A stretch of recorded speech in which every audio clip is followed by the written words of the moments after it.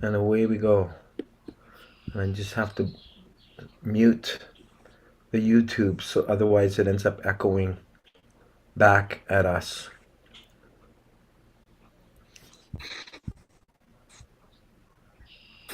And away. Great. So here's the Krishna book song. Did you want to sing the Krishna book song, Rupanuga Prabhu? No, you sing. Okay. Rupa Vilas Prabhu, did you want to? Oh no, it says he has no mic and no cam tonight, so he's going to just be listening and not speaking. Okay.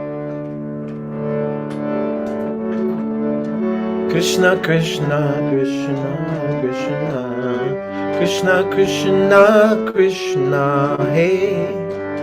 Krishna, Krishna, Krishna, Krishna, Krishna, Krishna, Krishna, hey. Krishna, Krishna, Krishna, Krishna, Krishna, Krishna, Krishna, hey. Krishna, Krishna, Krishna, Krishna, Krishna, Krishna, Krishna, hey. Krishna, Krishna, Krishna, Krishna, Krishna, Krishna, Rakshamam. Krishna, Krishna, Krishna, Krishna, Krishna, Krishna, Rakshamam. Krishna, Krishna, Krishna, Krishna, Krishna, Krishna, Pahimam. Krishna, Krishna, Krishna, Krishna, Krishna, Krishna, Pahimam. Rama Raghava, Rama Raghava, Rama Raghava, Rakshamam. Rama Raghava, Rama Raghava, Rama Raghava, Rakshamam. Krishna Keshava, Krishna Keshava, Krishna Keshava, Pahimam. Krishna Keshava, Krishna Keshava, Krishna Keshava, Pahimam. Jaya Sri Krishna Chaitanya Prabhu Nityananda Shri Advaita Gadadhara Sri Vasari Gaura Bhakta Vrindam Krishna Chaitanya Prabhu Nityananda Shri Advaita Gadadhara Srivasari Gaura Bhakta Vrindam Hare Krishna Hare Krishna Krishna Krishna Hare Hare Hare Rama Hare Rama, Rama Rama, Hare Hare, Hare Krishna, Hare Krishna, Krishna Krishna, Hare Hare, Hare Rama, Hare Rama, Rama Rama, Hare Hare. Nama Om Vishnu Padaya Krishna Prasthaya Bhutale Srimate Bhaktivedanta Swamini Namane Namaste Saraswati Devi Gauravani Pracharine Nirvishesha Shunyavadi Paschacha Deshatarine. So, can you see the screen there? The deliverance of the Dvivida gorilla? Are you able to see that?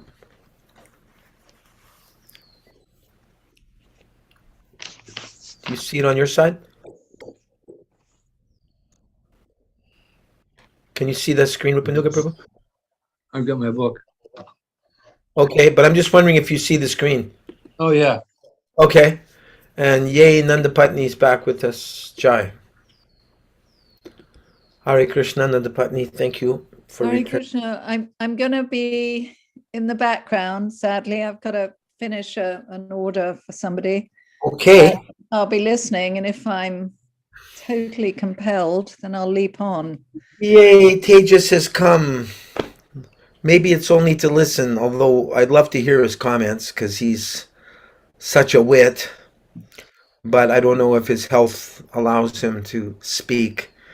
So Nandapatni, if you're too busy and Rupa Vilas doesn't have a microphone or camera, um, then it seems like only Rupanuga Prabhu and I are going to be reading, unless Tejas Prabhu is able to surprise us tonight and read as well.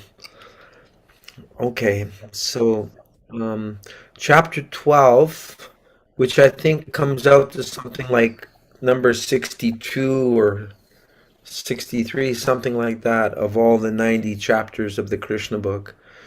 The deliverance of the Dvivida gorilla. And would you like to read one or two paragraphs each, Rupanuga Prabhu? How would you like to do it? Whatever you say. Okay, thank you. Yay, Tejas is actually coming on screen.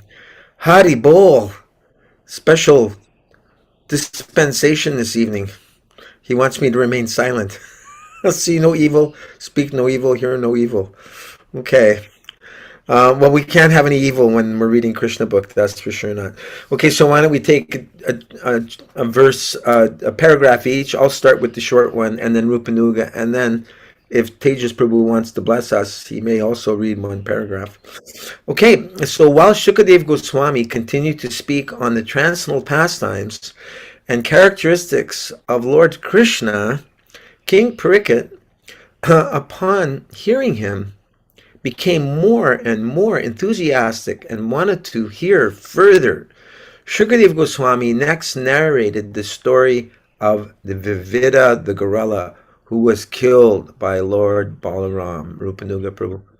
This gorilla was a great friend of Bhaumasura's or Narakasura's, who was killed by Krishna in connection with his kidnapping 16,000 princesses from all over the world. Dvivida was the minister of King Sugriva. His brother Minda was also a very powerful gorilla king. When Dvivida gorilla heard the story of his friend Bhaumasura being killed by Lord Krishna, he planned to create mischief throughout the country in order to avenge the death of Bhaumasura. His first business was to set fires in villages, towns, and industrial and mining places, as well as the residential quarters of the mercantile men who were very busy dairy farming and protecting cows. Sometimes he would uproot a big mountain and tear it to pieces. In this way, he created great disturbances all over the country, especially in the province of Katvar. The city of Dwarka was situated in this Katvar province, and because Lord Krishna used to live in this city, Dvivida specifically made it his target of disturbance. Tejas Prabhu, are you able to read, or would you like to read? Yes, no, maybe so. Otherwise, it's just me and Rupanuga if you don't read. Well, go ahead. Okay. All right. He just wants to listen. Okay. The Dvivida was as powerful as 10,000 elephants. Sometimes he would go to the seashore, and with his powerful hands, he would create so much disturbance in the sea that he would overflood the neighboring cities and villages. Often he would go to the hermitages of great saintly persons and sages and cause a great disturbance by smashing their beautiful gardens and orchards. Not only did he create disturbances in that way, but sometimes he would pass urine and stool on their sacred sacrificial arena. He would thus pollute the whole atmosphere. He also kidnapped both men and women, taking them away from their residential places to the caves of the mountains. Putting them within the caves, he would close the entrances with large chunks of stone, like the bringi insect, which arrests and carries away many flies and other insects and puts them within the holes of the trees where he lives. He thus regularly defied the law and order of the country Not only that, but he would sometimes pollute the female members of many aristocratic families by forcibly raping them. Your turn, Rupanuga Prabhu. While creating such great disturbance all over the country, sometimes he heard very sweet musical sounds from the Raivataka Mountain, and so he entered that mountainous region. There he saw that Lord Balarama was present in the midst of many beautiful young girls, enjoying their company while engaged in singing and dancing. He became captivated by the beautiful features of the Lord Balarama's body, each and every part of which was very beautiful, decorated as he was with a garland of lotus flowers. Similarly, all the young girls present, dressed and garlanded with flowers, exhibited much beauty. Lord Balaram seemed to be fully intoxicated from drinking the Varuni beverage, and his eyes appeared to be rolling in a drunken state. Lord Balaram appeared just like the king of the elephants in the midst of many she-elephants. This gorilla by the name of Dvivida could climb up on the trees and jump from one branch to another. Sometimes he would jerk the branches, creating a particular type of sound, Kila, Kila, so that Lord Balaram was greatly distracted from the pleasing atmosphere.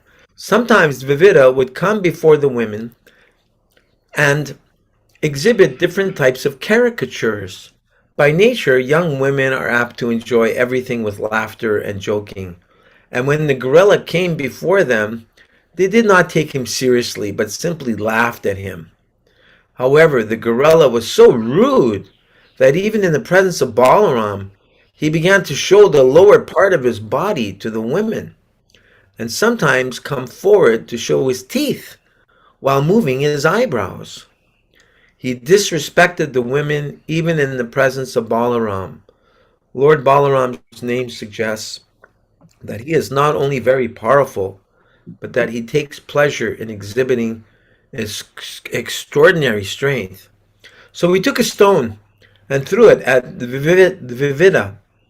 The gorilla, however, artfully avoided being struck by the stone. In order to insult Balaram, the gorilla took away the earthen pot in which the Varuni was kept. Dvivida, being thus intoxicated with his limited strength, began to tear off all the valuable clothes worn by Balaram and the accompanying young girls. He was so puffed up that he thought that Balaram could not do anything to chastise him, and he continued to offend Balaramaji and his companions. Hey, Rupa Vilas, is your mic working now, Prabhu? When Lord Balaram personally saw the disturbances created by the gorilla and heard that he had already performed many mischievous activities all over the country, he became very angry and decided to kill him. Immediately, he took his club in his hands. The gorilla could understand that now Balaram was going to attack him. In order to counteract Balaram, he immediately uprooted a big oak tree, and with great force he came and struck at Lord Balaram's head. Lord Balaram, however, immediately caught hold of the big tree and remained undisturbed, just like a great mountain. To retaliate, he took his club by the name of Sunanda and began to hit the gorilla with it. The gorilla's head was severely injured. Currents of blood flowed from his head with great force, but the stream of blood enhanced his beauty, like a stream of liquid manganese coming out of a great mountain. The striking of Balaram's club did not even slightly disturb him. On the contrary, he immediately uprooted another big oak tree, and after clipping off all its leaves, he began to strike Balaram's head with it. But Balaram, with the help of his club, tore the tree to pieces. Since the gorilla was very angry, he took another tree in his hands and began to strike Lord Balaram's body. Again, Lord Balaram tore the tree to pieces, and the fighting continued. Each time the gorilla would bring out a big tree to strike Balaram, Lord Balaram would tear the tree to pieces by the striking of his club. The gorilla Dvivida would clutch another tree from another direction and again attack Balaram in the same way. As a result of this continuous fighting, The forest became treeless. When no more trees were available, Dvivida took help from the hills and threw large pieces of stone like rainfall upon the body of Balaram. Lord Balaram, also in a great sporting mood, began to smash those big pieces of stone into mere pebbles. The gorilla, being bereft of all trees and stone slabs, now stood before him and waved his strong fists. Then with great force, he began to beat the chest of Lord Balaram with his fists. This time, Lord Balaram became most angry. Since the gorilla was striking him with his hands, he would not strike him back with his own weapons, the club or the plow. Simply with his fists, he began to strike the collarbone of the gorilla. This striking proved to be fatal for Dvivida, who immediately vomited blood and fell unconscious upon the ground. When the gorilla fell, it appeared that all the hills and forests tottered. Wow. And let's see, do we have any other readers here with us? Oh, Mata Gandhari, would you like to read the last paragraph? Unfortunately, apologies, sorry. Okay, Rupanuga Prabhu, would you like to finish? After this horrible incident, all the siddhas, great sages, and saintly persons from the upper planetary system began to shower flowers on the person of Lord Balaram, and sounds glorifying the supremacy of Lord Balaram were vibrating. All of them began to chant, "Oh, glories to Lord Balaram. Let us offer our respectful obeisances unto your lotus feet. By your killing this great Dvivida, you have initiated an auspicious era for the world." All such jubilant sounds of victory were heard from outer space. After killing the great demon Dvivida and being worshipped by showers of flowers and glorious sounds of victory, Balaram returned to his capital city, Dwarka. Thus ends the Bhagavad-Gita report, the second volume, 12th chapter of Krishna, Deliverance of Dvivida Gorilla. Lord Balaram Ki Jai. So I have a few comments to make, but I'd like to hear from you, Rupanuga Prabhu, Rupa Vilas, Tejas Prabhu, if any of you have anything that stands out for you that you really liked what we heard, or after you're all done, I'll raise my points. In this case, we saw Lord Balaram taking the offensive after being attacked. And I was thinking back to Nityananda Prabhu, who stopped Lord Chaitanya from shooting his Sudarshan chakra at the devilish non-devotees. Lord Nityananda being Lord Balaram in a different circumstance. So you're saying in the Chaitanya Leela, he's trying to stop the annihilation of Jagai and Madai, but as Balaram, he didn't hold back. He didn't pull any punches. He gave his mercy in the other way. Mm-hmm. Rupanuga Prabhu, anything from you? Thank you, Rupa Vilas Prabhu.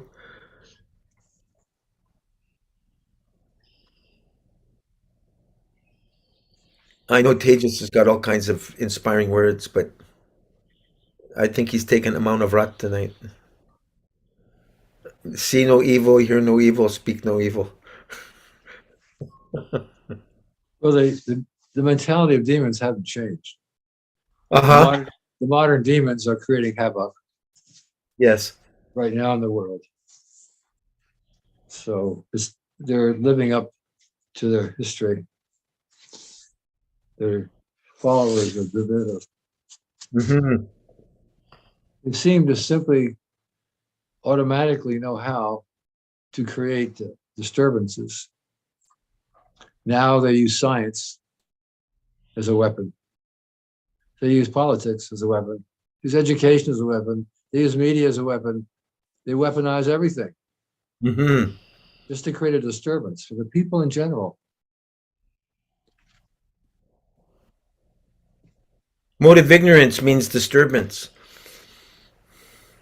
disruption, violence.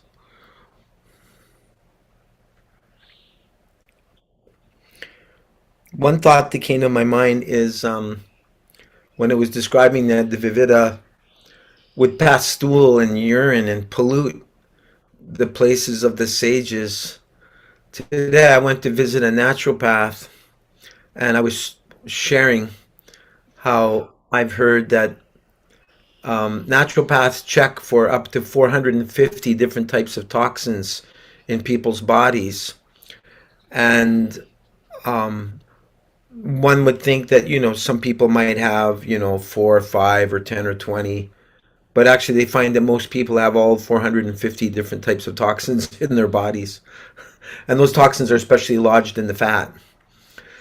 So I was just thinking, just as the Dvivida polluted everything with his stool and urine, so similarly, due to industrialization, these harmful chemicals are in everything. Like what was being said to me today is there's organic food, but it's not that organic food is free from toxins. It just means it's a little less toxic than food that's not organic.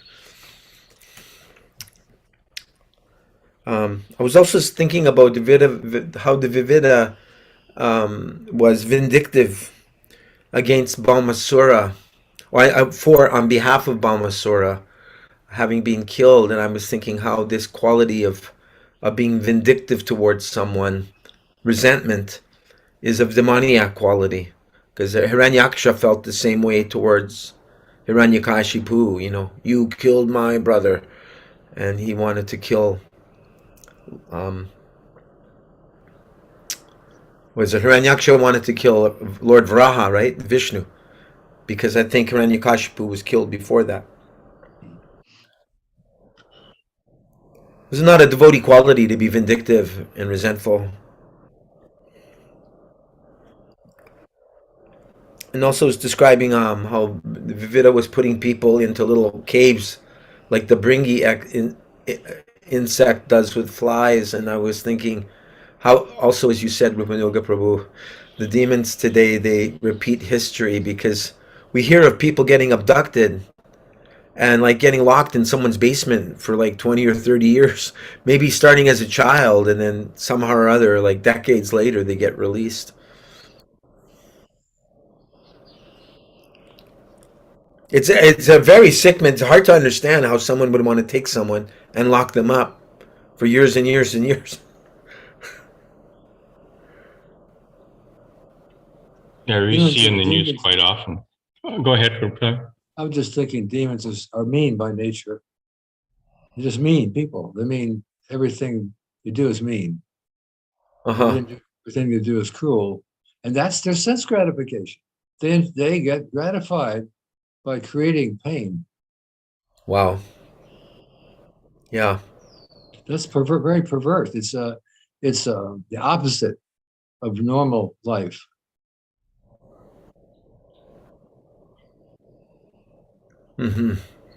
Because a Vaishnava is compassionate and only wants to do good. Para dukkha dukhi, para upakara. A devotee feels suffering when he sees others suffering, so he wants to help. But sometimes the devotee can be violent, but for the right cause. Right. Not for himself, but for the right cause. Yeah, I heard one time, I think some rowdy person was creating a disturbance. Maybe you'll know this story, maybe someone else will know this story better. But Prabhupada used kartals like a weapon, and he was using the kartals like nunchucks to chase the demon away. Do you remember hearing that story, anybody? Yeah, I think it was a pandal in India. Yeah. Some young people started to climb up on the stage to cause disturbance. Prabhupada could see that he got off the Vyasasan and went down to them, clanging his kartals, like Sudasan Chakra, just making a noise, fierce noise, and aiming it at them, and they all fell away. Sorry, Prabhupada. Or one time I remember, I think it was with Ravindra Sarup? I can't remember. Prabhupada had someone in his room, and the other person was challenging Prabhupada. and giving Prabhupada a hard time. And he pointed to Brahmananda.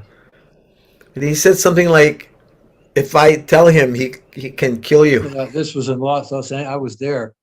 Brahmananda, myself, and Gargumani were sitting with Srila Prabhupada in his room in Los Angeles. And it was after Sunday feast. So the devotees brought some guests up, some Indians, all Indian students, came up to see Srila Prabhupada. So Srila Prabhupada was talking to them.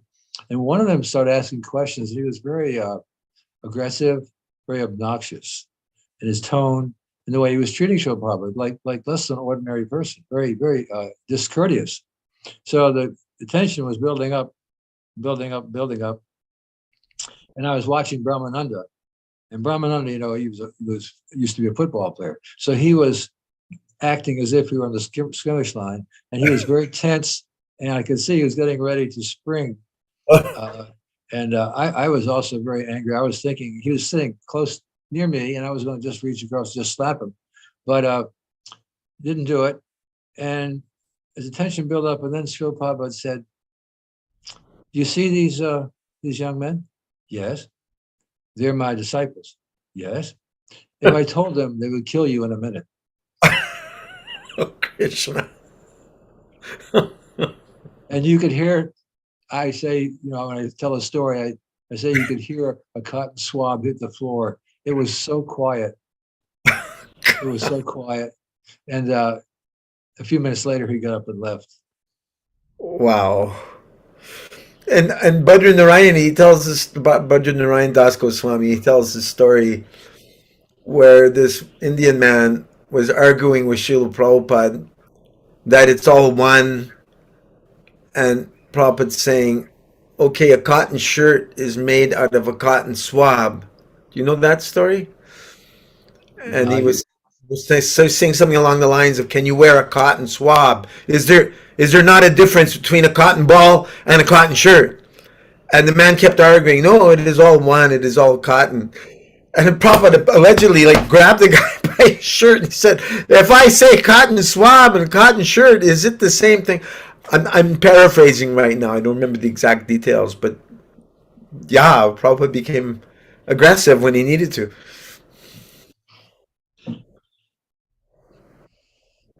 As I was hearing about Lord Balaram, well, first of all, I was thinking about, I think it's the country of Honduras, that I think they removed all the trees there.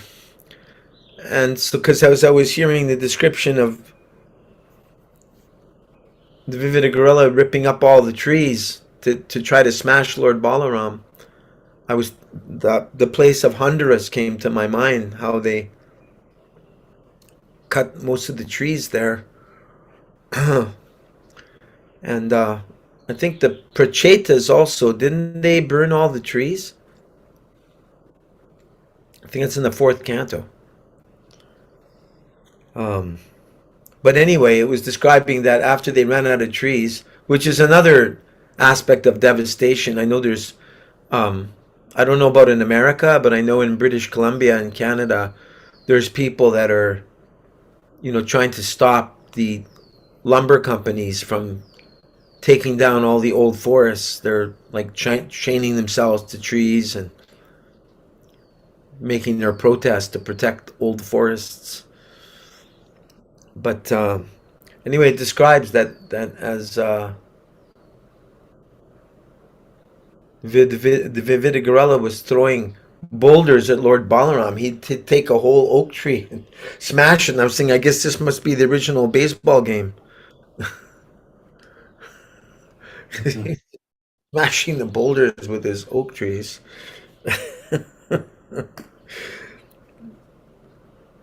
Can you imagine how a person of that mentality running a country?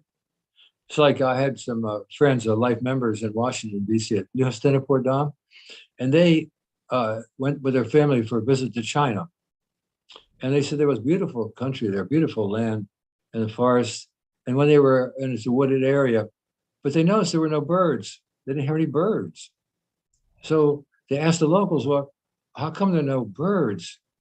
And they were told that Mao Zedong said one time there was a great killing of the birds all over. because they were eating crops. And so his order came, kill all the birds. So people were out killing birds. They went on, until finally the bird population was depleted. So out of ignorance, he was telling them the birds are eating the crops, so kill them. So, but the fact of the matter is, birds have a right to eat crop. They have to get their food. And, there's going to be that kind of activity going on. You can't change the laws of nature. But a demon like that, they don't know. They don't have intelligence to tell right from wrong. Mm-hmm. That's one of the qualities of being in a mode of ignorance. You see what's right is wrong, what's wrong is right, what's good is bad is good. So they don't know really what to do. So imagine that, killing a population of birds just because he's thinking that they're eating too many crops.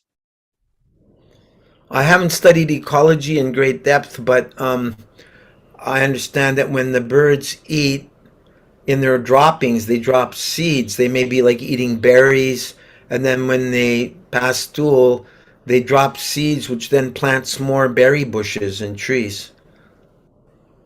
They're part of the ecological cycle. Yeah, Like- they have a reason. They have a reason to be alive. Right. Krishna created them for a reason. There's natural predators. The other day I was out going to go to a forest to go on a japa walk, and I drove to a forested area, and then all of a sudden coming up the road was a whole bunch of horses with about 50 dogs in front of them, people riding on the horses. And a lady pulled up to take a picture of them. She said, "Do you ride?" I said, "No, I was put on a horse once when I was a little boy, and I thought that was a big thrill." And I said, "What's this?" She said, "Oh, this is the hunt club." I said, "Oh, what do they do?" And she said, "Normally they hunt for foxes, but since there's not too many foxes around, now they're hunting for coyotes." And I didn't want to ask her, well, what do they do to the coyotes? I guess they kill them. Then later I heard that the coyotes kill cows.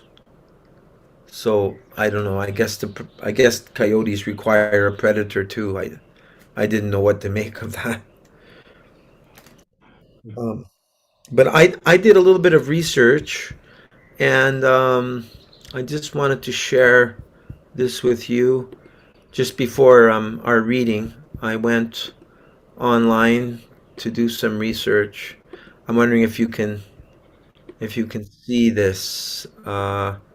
First of all, can you see this painting here of Lord Balaram killing Yes. Dvivida? Yes. Yeah, that's not in the original Krishna book. I don't think there is an original painting of Lord Balaram killing Dvivida gorilla. But this is more recent by some BBT artist. And then here it shows Dvivida when he was the minister of King Sugriva, or actually he was at that time. And I'm thinking, wow, like King Sugriva is from the time of Lord Ramachandra. And I think Lord Ramachandra's was Satya Yuga, right? Which goes back about 2 million years. Am I correct? Lord Ramachandra is from Satya Yuga, I think. No, Treta Yuga. Treta Yuga, okay, but that's still close to 2 million years, right? Yeah. So I found it interesting that the Dvivida gorilla has been around for 2 million years at the time of Lord Balaram. Close to that.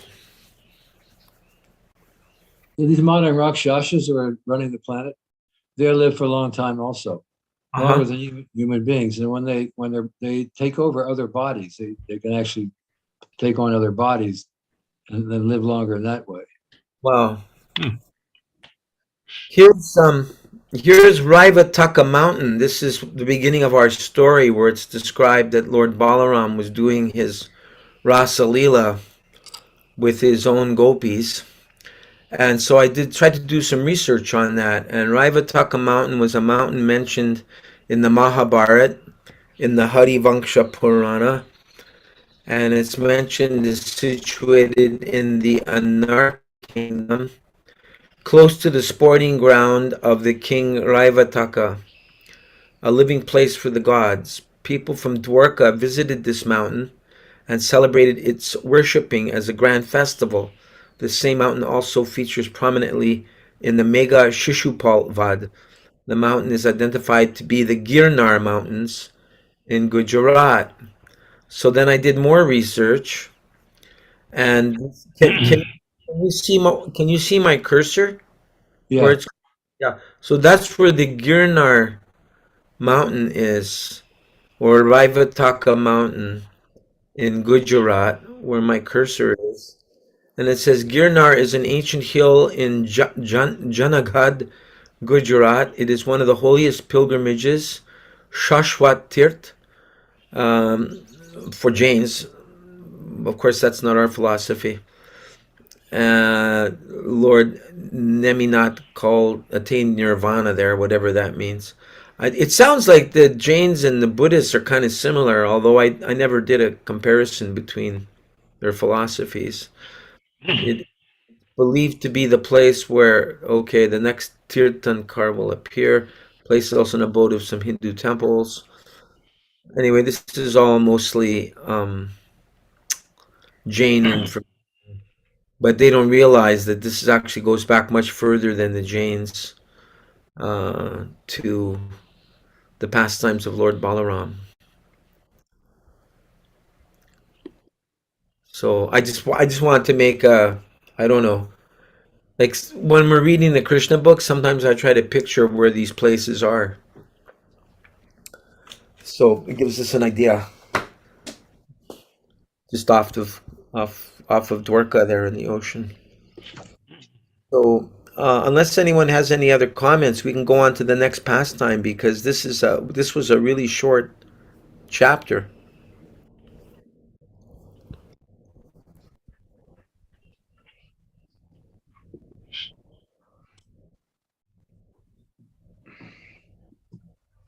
Haribol. The next chapter. Yes, Mother Gandhari? Haribol. My Hare my Krishna? father comes from the. It's called Junagadh. Giranar hill is Junagadh. It's called Junagadh, and that's where my parents come from. Wow, And it's famous for lions. really? Yeah. And I just saw a video where if you turn the map of India upside down, you can see that this Junagadh is in a shape or in a form of a peacock feather. Huh. Yeah, in the form of a peacock feather. And right above this whole peacock, there is a peacock. The whole map of India looks like a peacock, and the Brahmarandra, which is the third eye, is the exact place where Somnath temple is, which the moon god built, and it was made of gold. And there is no landmass going across all the way from Somnath temple to the South Pole. And there is a pole in that Somnath temple area, which is made of gold and other metals, and it's pointing towards the South Pole. So, yeah, it's interesting how this ancient wisdom is coming up. So, including the peacock feather, the whole, what is the feather of the peacock, it goes all the way up to Afghanistan and going to Myanmar on the other side. So it's beautiful, this video showing the map upside down of India and showing all these places there.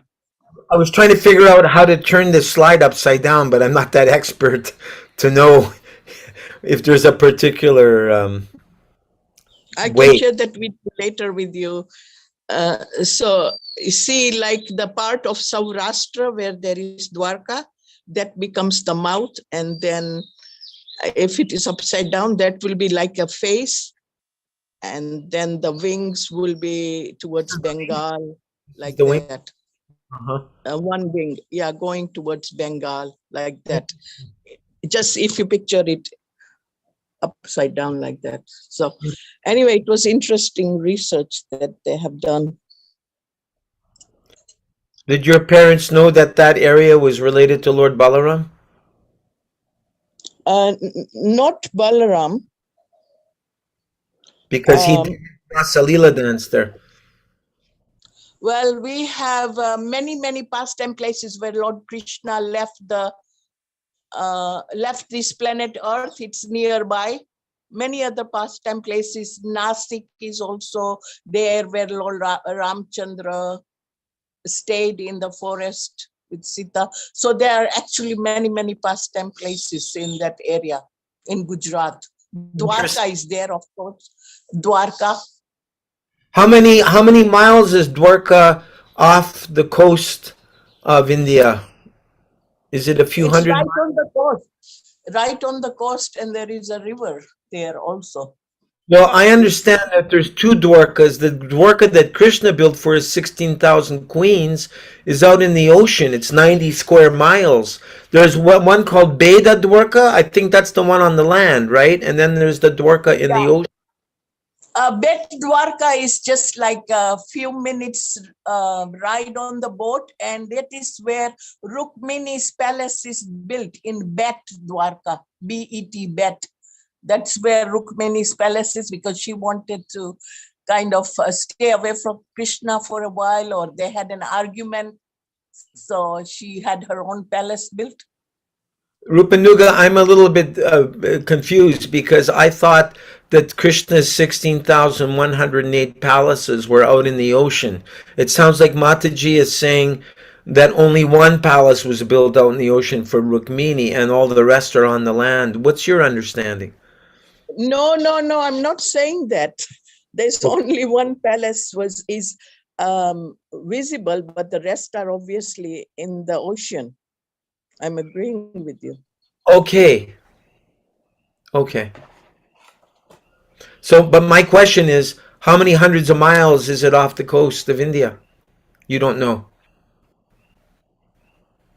Actually, the government doesn't allow. There are people trying to do research. It's not too far. They can see artifacts right on the beaches, right there even now. It's connected, actually. It's connected. Yeah, I thought it was out in the ocean. But it extends further out, but it starts from where it is the present Dwarka also. Vajnabha made the present temple. Vajnabha is his great-grandson, Krishna's great-grandson. Right. Okay, so we can go on to chapter 13, the marriage of Samba. Duryodhan, the son of, this is chapter 13. Duryodhan, the son of Dhritarashtra, had a marriageable daughter by the name of Lakshmana. She was a very highly qualified girl of the Kuru dynasty, and many princes wanted to marry her. In such cases, the Swayamvara ceremony is held so that the girl may select her husband according to her own choice. In Lakshmana's Swayamvara assembly, when the girl was to select her husband, Samba appeared. He was the son of Krishna's by Jambavati, one of the chief wives of Lord Krishna. This son Samba is so named because he was a very bad child, and he always lived close to his mother. Hard for me to understand how Krishna could have a bad child. But the name Samba indicates a son who is very much his mother's pet. Amba means mother, and Sa means with. So this special name was given to him because he always remained with his mother. He was also known as Jambavati Sutta for the same reason. As previously explained, all the sons of Krishna were as qualified as their great father, Lord Krishna. Samba wanted the daughter of Duryodhan, Lakshmana, although she was not inclined to have him. Therefore, Samba kidnapped Lakshmana by force from the Swayamvar assembly. Rupanuga Prabhu, then Rupavilas. Because Samba took Lakshmana away from the assembly by force, all the members of the Kuru dynasty, namely Dhritarashtra, Bhishma, Vidura, Ujjahan, And Arjuna thought it an insult to their family tradition that the boy Samba could possibly have kidnapped their daughter. All of them knew that Lakshmana was not at all inclined to select him as a husband, and that she was not given the chance to select her own husband. Instead, she was forcibly carried away by this boy. Therefore, they decided that he must be punished. They unanimously declared that he was most impudent and that he had degraded the Kuru's family tradition. Therefore, all of them, under the counsel of the elderly members of the Kuru family, decided to arrest the boy, but not to kill him. Your voice kind of disappeared. I don't know what happened to your voice. It's here. Good. It's back. Yeah. They Decided- Therefore, all of them, under counsel of the elderly members of the Kuru dynasty family, decided to arrest the boy but not kill him. They concluded that the girl could not be married to any boy other than Samba, since he had already been touched by him. According to the Vedic system, once being used by some boy, the girl cannot be married or given to another boy, nor would anyone agree to marry a girl who had already been associated with another boy. The elderly members of the family, such as Bhishma, wanted to arrest him. All the members of the Kuru dynasty, especially the great fighters, joined together just to teach him a lesson, and Karna was made the commander-in-chief for this small battle. Yeah, I don't understand here why. I know that Bhishma was kind of sold out to Duryodhan because I guess the Bhishma was financially supported or something by Duryodhan. But I'm just trying to understand why does Bhishma want to punish Samba? Because he took the girl, he took Lakshmana against her will? Is that the idea?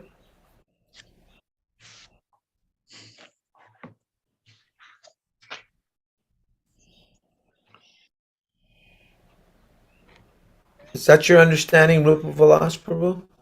I don't know. They want to arrest him and punish him? And that was they all decided together in a council meeting to do that. Uh-huh. Okay, Rupa Vilas Prabhu, would you like to continue? When it stops moving. While the plan was being made to arrest Samba, the Kurus counseled amongst themselves that upon his arrest, the members of the Yadu dynasty would be very angry with them. There was every possibility of the Yadus accepting the challenge and fighting with them. But they also thought, if they came here to fight with us, what could they do? The members of the Yadu dynasty cannot equal the members of the Kuru dynasty because the kings of the Kuru dynasty are the emperors, whereas the kings of the Yadu dynasty are able to enjoy their landed property. The Kurus thought, if they come here to challenge us because their son was arrested, we will nevertheless accept the fight. All of us will teach them a lesson so that automatically they will become subdued under pressure, as the senses are subdued by the mystic yoga process, pranayama. In the mechanical system of mystic yoga, the errors within the body are controlled and the senses are subdued and checked from being engaged in anything other than meditation upon Lord Vishnu. After consultation and after receiving permission from the elderly members of the Kuru dynasty, such as Bhishma and Dhritarashtra, 6 great warriors, Karna, Shala, Bhaurishrava, Jajaketu, and Duryodhan, the father of the girl, all Maharathis, and guided by the great fighter Bhishma Dev, attempted to arrest the boy Samba. There are different grades of fighters, including Maharathi, Ekarati, and Rati, classified according to their fighting capacity. These Maharathis could fight alone with many thousands of men. Inconceivable, isn't it? All of them combined together to arrest Samba. Samba was also a Maharathi, but he was alone and had to fight with the 6 other Maharathis. Still, he was not deterred. when he saw all the great fighters of the Kuru dynasty coming up behind him to arrest him. Rupanuga Prabhu. Alone, he turned towards them and took his nice bow, posing exactly as a lion stands adamant in the face of other animals. Karna was leading the party, and he challenged Samba. Why are you fleeing? Just stand. We shall teach you a lesson. When challenged by another Kshatriya to stand and fight, a Kshatriya cannot go away. He must fight. Therefore, as soon as Samba accepted the challenge and stood alone before them, he was overpowered by showers of arrows thrown by all the great warriors. As a lion is never afraid of being chased by many wolves and jackals, similarly, Samba, the glorious son of the Jadu dynasty, endowed with inconceivable potencies as the son of Lord Krishna, became very angry at the warriors of the Kuru dynasty for improperly using arrows against him. He fought them with great talent. First of all, he struck each of the 6 charioteers with 6 separate arrows. Another 4 arrows were used to kill the charioteers' horses, 4 on each chariot. 1 arrow was used to kill the driver, and 1 arrow was used for Karna, as well as the other celebrated fighters. While Samba was so diligently fighting alone with the 6 great warriors, they all appreciated the inconceivable potency of the boy. Even in the midst of fighting, they admitted frankly that this boy Samba was wonderful. But the fighting was conducted in the Kshatriya spirit, so altogether, although it was improper, they obliged Samba to get down from his chariot, now broken to pieces.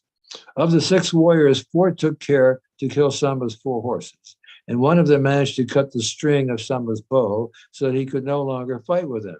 In this way, with great difficulty, and after a severe fight, Samba was left bereft of his chariot, and they were able to arrest him. Thus the warriors of the Kuru dynasty accepted their great victory and took their daughter, Lakshmana, away from him. Thereafter, they entered the city of Hastinapur in great triumph. The great sage Narada. Rupavilas and then Shuddha.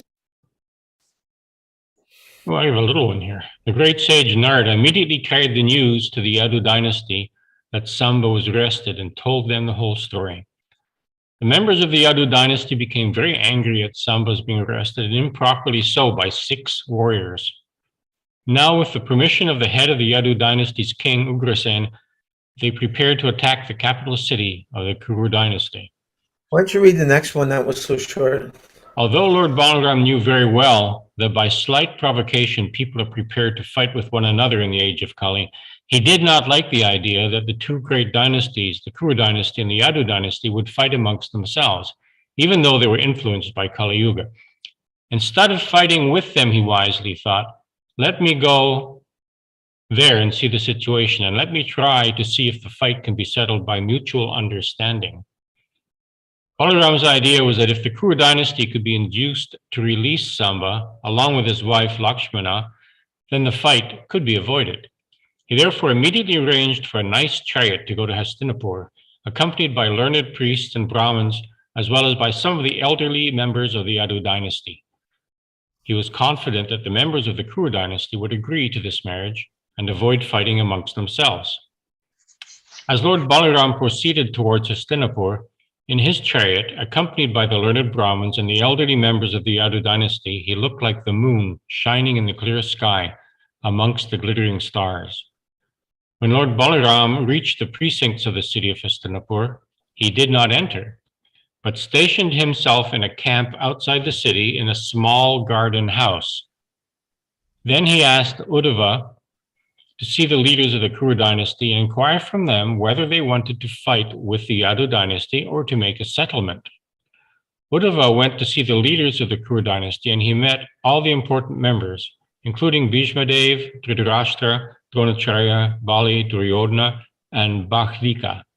After offering them due respects, he informed them that Lord Balaram had already arrived at the garden outside the door, the city door. Shuddha Sindhu, would you like to read the next paragraph, please? Thank you for coming. Okay. The leaders of the Kuru dynasty, especially Dhritarashtra and Duryodhana, were very joyful because they knew very well that Lord Balaram was a great well-wisher of their family. There were no bounds to their joy on hearing the news. And so immediately they welcomed Uddhava. In order to properly receive Lord Balaram, they all took auspicious paraphernalia for his reception in their hands and went to see him outside the city door. According to their respective positions, they welcomed Lord Balaram by giving him in charity nice cows and arga, an assortment of articles such as aratrika water, sweet preparation of honey, butter, etc., and flowers and garlands scented with pulp. Because all of them knew the exalted position of Lord Balaram as the Supreme Personality of Godhead, they bowed their heads before the Lord with great respect. They all exchanged words of reception by asking one another of their welfare. And when such formality was finished, Lord Balaram, in a great voice and very patiently, submitted before them the following words for their consideration. My dear friends, this time I have come to you as a messenger with the order of the all-powerful King Ugrasena. Please, therefore, hear the order with attention and great care. Without wasting a single moment, please try to carry out the order. King Ugrasena knows very well that you warriors of the Kuru dynasty improperly fought with the pious Samba, who was alone, and that with great difficulty and tactics you have arrested him. We have all heard this news, but we are not very agitated because we are most intimately related to each other. I do not think we should disturb our good relationship. We should continue our friendship without any unnecessary fighting. Please, therefore, immediately release Samba and bring him, along with his wife Rasmana, before me. I have a question for Rupanuga Prabhu. Thank you, Shuddha Sindhu. I'm trying to understand, as far as I know in the timeline, this pastime right now of Lord Balaram coming to speak on behalf of Samba, wedded to Lakshmana, this is prior to the Battle of Kurukshetra, correct? Yes, I think so. Much. Yeah. And another question I've never really I've forgotten the reason. Why would Lord Balaram? Why? I'm trying to understand. What was it that determined this affectionate relationship between Dhritarashtra, Duryodhana, who are like representative of enviousness towards the Pandavas, the pious princes? Why would Lord Balaram have some affection for it? Because maybe he was their guru of martial arts or something? I'm trying to remember. Well, he's calling their attention to their friendship and their family relations. See, those things are very important. Arjuna was thinking the same way. Why I don't really want to fight with my relatives, and how will I be able to have any relationship with everyone who's been killed in this fight? So he had many reasons. And it was all based on the family relationships and the friendships amongst them. So the idea is he's being diplomatic. He wants to avoid the fight. And so he's trying to get them to remember their relationships. Mm-hmm.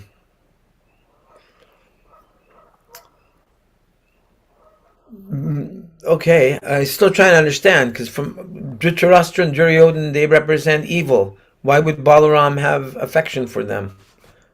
Had they not started persecuting the Pandavas yet? Well, I'm thinking they have not manifested anything to cause any other reaction from them yet. So this is prior to that. Obviously, this is prior to their behaving in a different way. Okay, that makes sense.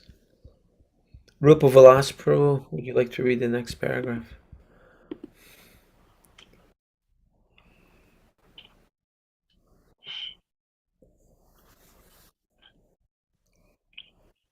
When Lord Balaram spoke in a commanding tone, full of heroic assertion, supremacy, and chivalry, his statements were not appreciated by the leaders of the Kuru dynasty. Rather, all of them became agitated, and with great anger they said, "Hello!" Sounds like my wife. "Hello!" These words are very astonishing, but quite befitting the age of Kali. Otherwise, how could Balaram speak so vituperatively? The language What does that mean? What does that mean? Vituperative.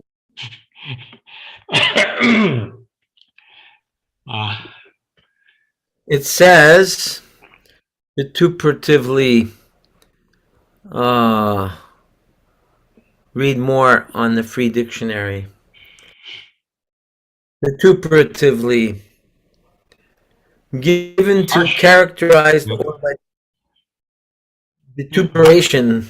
That's to maltreat or mistreat. Language. Yeah. Okay, yeah, harshly, abusive, criticism. Okay, thank you. Back to where we were. Sorry about that. We know the word we're looking for. Right, I'm trying to see where we just left off. Okay, very astonishing. Okay, vituperatively. The language and tone used by Lord Balaram are simply abusive. And due to the influence of this age, it appears that the shoes befitting the feet want to rise to the top of the head where the helmet is worn. We're connected with the Yadu dynasty by marriage. And because of this, they've been given the chance to come live with us, dine with us, and sleep with us. Now they are taking advantage of these privileges. They had practically no position before we gave them a portion of our kingdom.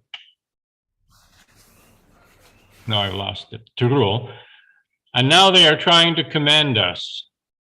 We have allowed the Yadu dynasty to use the royal insignias like the whisk, fan, conch shell, white umbrella, crown, royal throne, sitting place, bedstead, and everything befitting the royal order. They should not have used such royal paraphernalia in our presence, but we did not check them due to our family relationships. Now they have the audacity to order us to do things. Well, this is enough of their impudence. We cannot allow them to do any more of these things, nor shall we allow them to use these royal insignias. It would be best to take all these things away.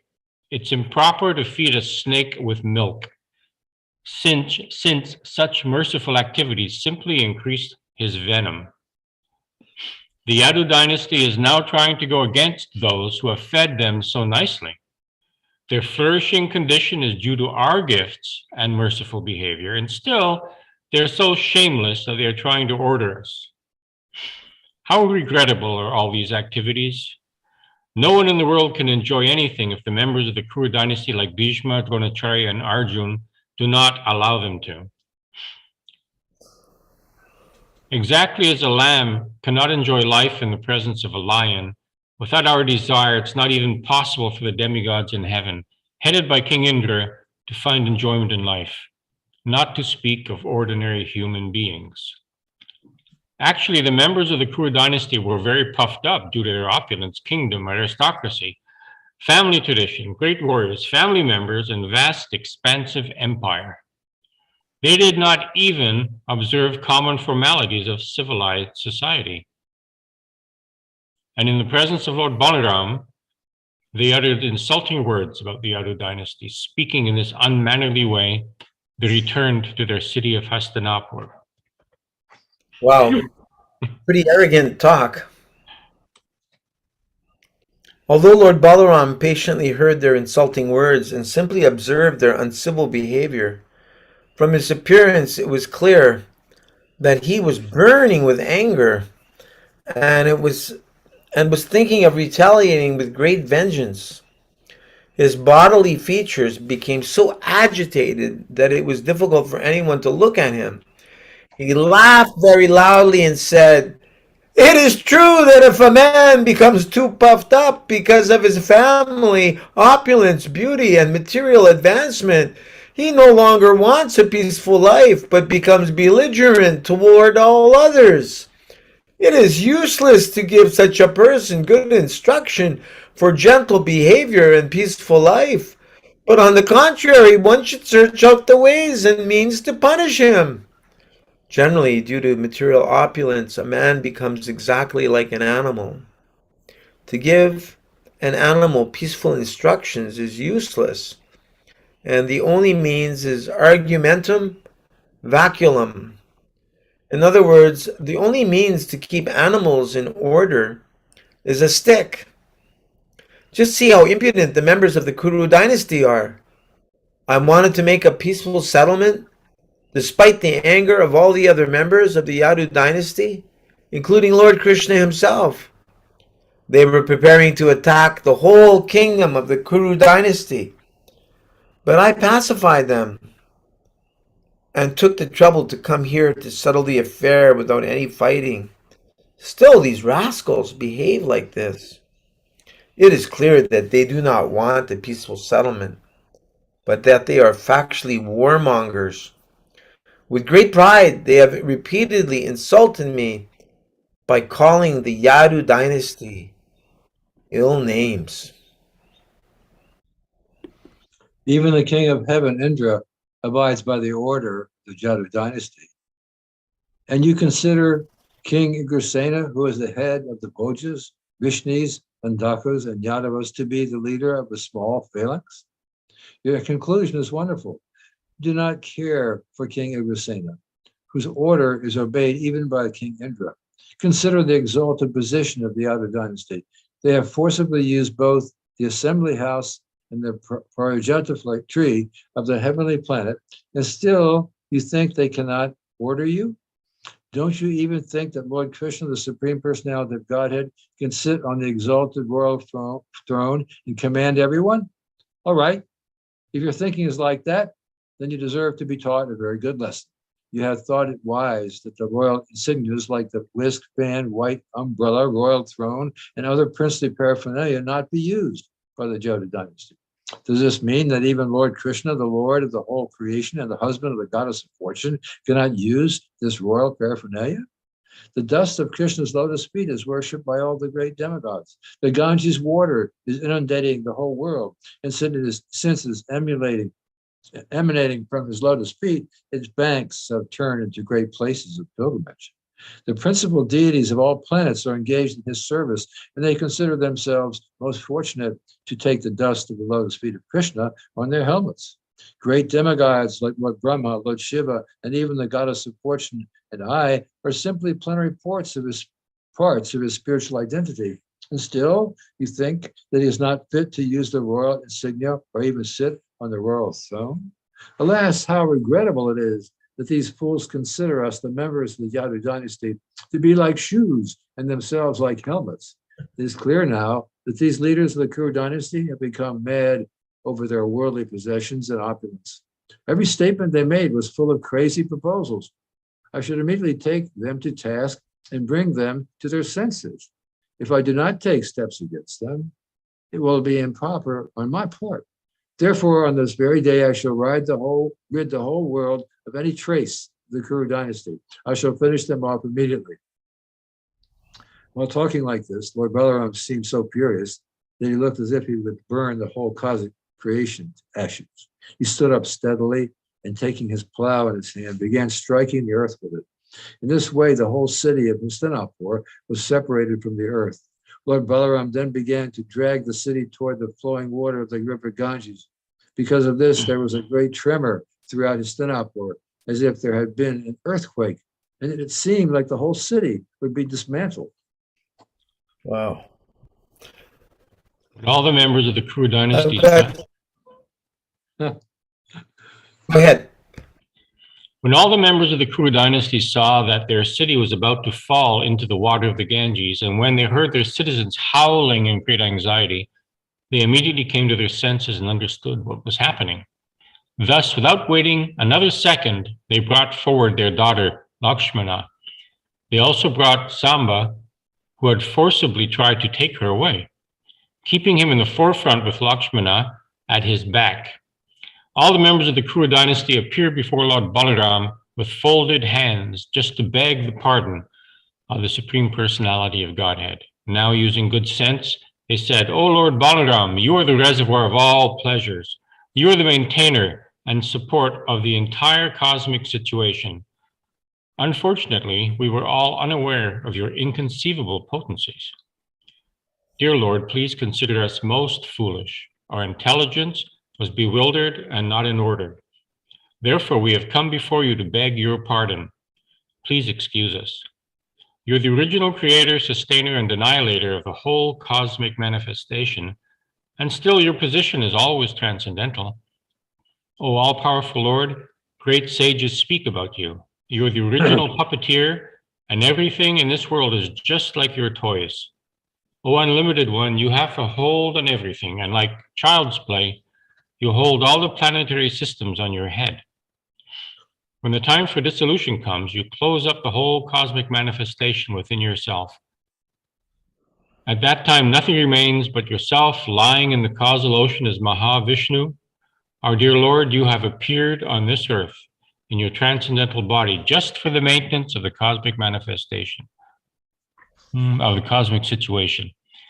You're above all anger, envy, and enmity. Whatever you do, even in the form of chastisement, is auspicious for the whole material existence.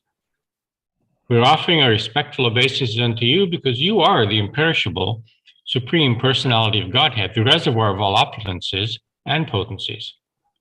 O Creator of innumerable universes, let us fall down and offer you our respectful obeisances again and again. We are now completely surrendered unto you.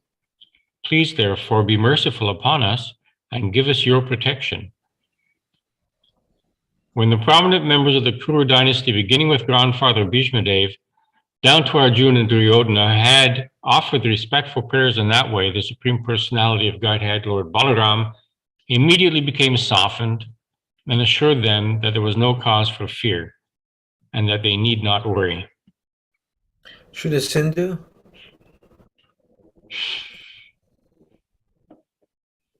But it was the practice of the Kshatriya kings to inaugurate some kind of fighting between the parties of the bride and the bridegroom before the marriage. When Samba forcibly took away Lakshmana, the other members of the Kuru dynasty were pleased to see that he was actually the suitable match for her. In order to see his personal strength, however, they fought with him, and without any respect for the regulation of fighting, they all arrested him. When the Yadu dynasty decided to release Samba from the confinement of the Kurus, Lord Balaram came personally to settle the matter, and as a powerful Kshatriya, he ordered them to free Samba immediately. The Kauravas became superficially insulted by this order, so they challenged Lord Balaram's power. They simply wanted to see him exhibit his inconceivable strength. Thus, with great pleasure, they handed over their daughter to Samba, and the whole matter was settled. Duryodhana, being affectionate towards his daughter Lakshmana, had her married to Samba in great pomp. For her dowry, he first gave 1,200 elephants, each of which were at least 60 years old.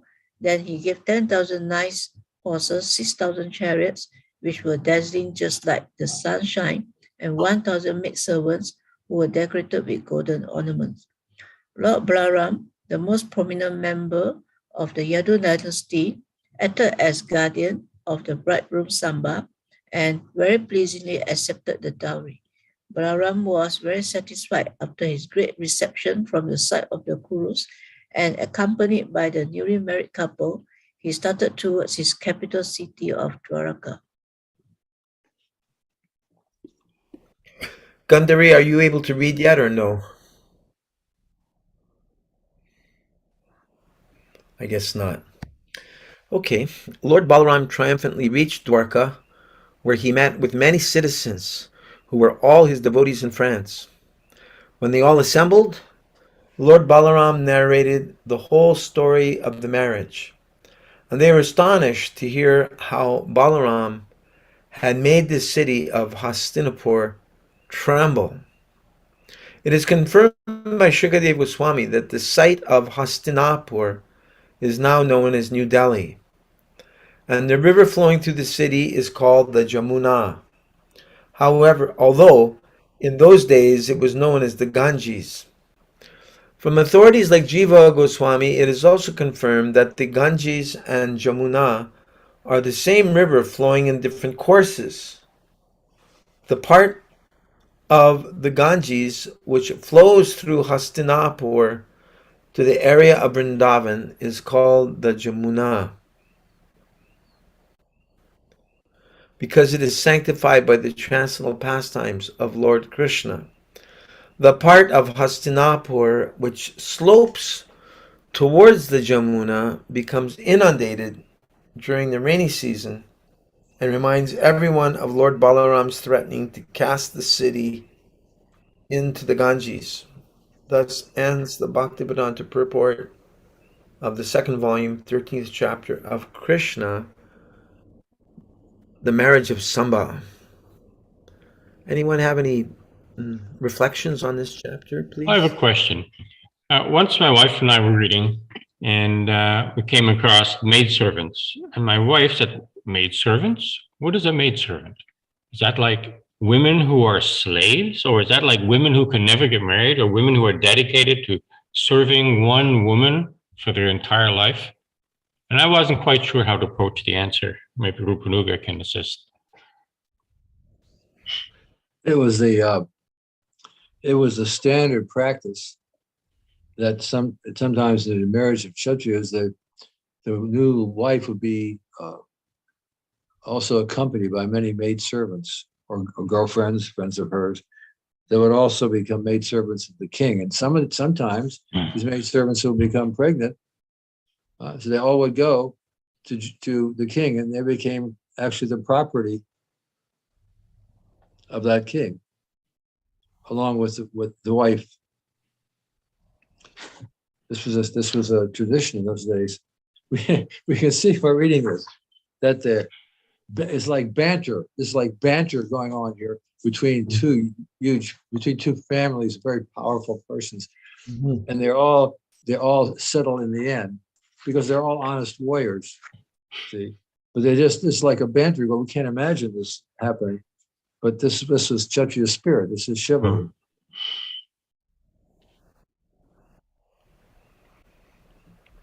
I found And it.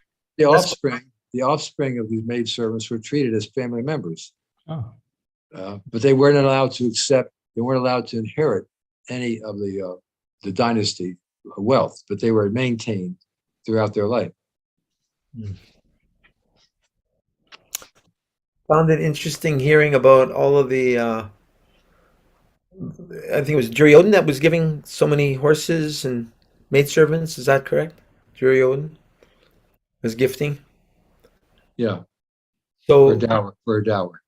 right, the dowry. So I've heard that in India it's become a whole scam where a family marries a daughter to someone so that they can cash in. Then once they get all the riches, then the daughter leaves the marriage, right? You've heard that they also, if they don't like the dowry, the girl is killed. Really? They had it in the newspaper last year, and the man's walking around with this isn't pleasant, but walking around with the head of the girl through the streets to show that this was not a sufficient dowry, and that's what Oh happened. my God. Krishna. It goes on today, stuff like that. That doesn't sound very chivalrous to me. I don't know if that does like Kali Yuga. Bakshasha marriage.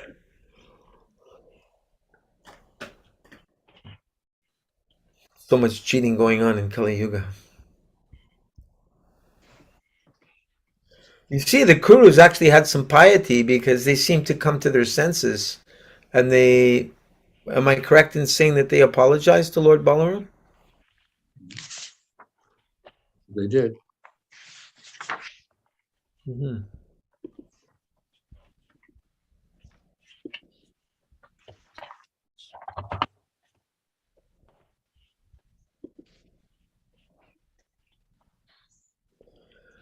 The next chapter will be the great Narada visits the different homes of Lord Krishna. That's probably, well, let's see.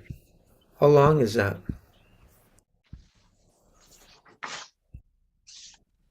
Really that short? Is it a short chapter, Rupanuga Prabhu? It's Chapter. 3 or 4 pages. I just have 1, 2, 3, 4, 5, 6, 7, 8. I just have 8 paragraphs. Is that what you have? I got see, 1, 2, 3, 4, 5. I've got 7 pages here. 7 pages. Yeah. Okay. I have 8 paragraphs. They're long paragraphs. I don't know. I think there's more in this book.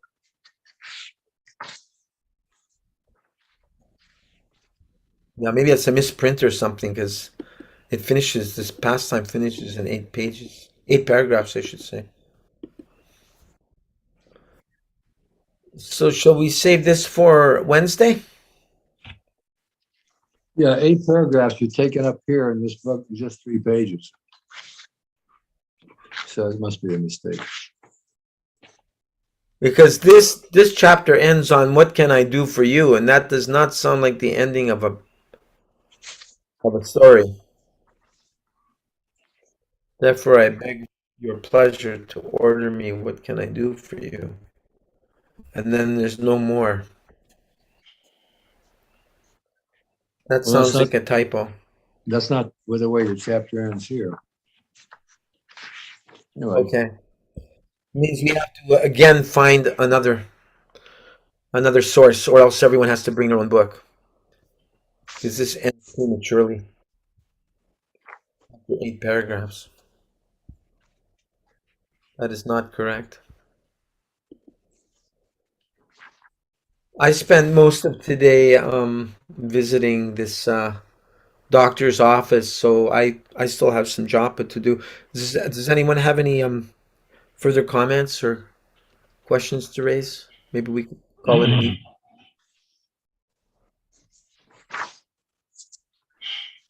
Anything from you, Rupa Vilas Prabhu? No, thank you. Okay.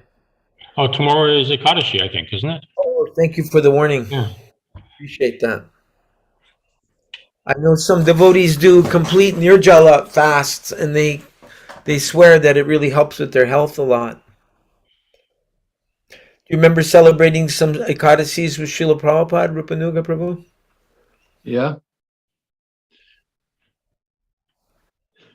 Yeah, we had certain rules at that time that one could take a helping of prasadam as much as they liked, but there were no seconds. Was that Prabhupada's rule? That was in the very beginning,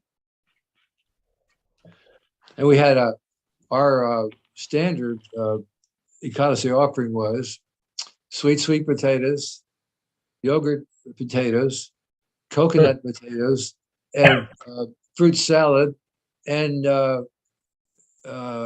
peanuts and raisins.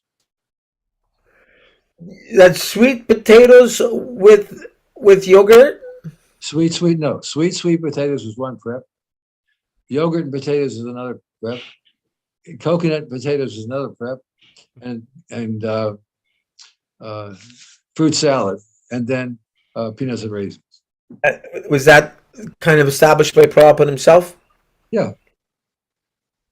We didn't know what Ekadasi preps were, really, so that's what he told us. That was a yummy day. So I remember I was doing that as far as 68 when I went to Buffalo. I did the same thing. I still do, actually. I still do. What's sweet potatoes? Sweet potatoes? Well, sweet potatoes are sweet anyway, you know that. So we would add brown sugar, I believe it was, brown sugar. Okay.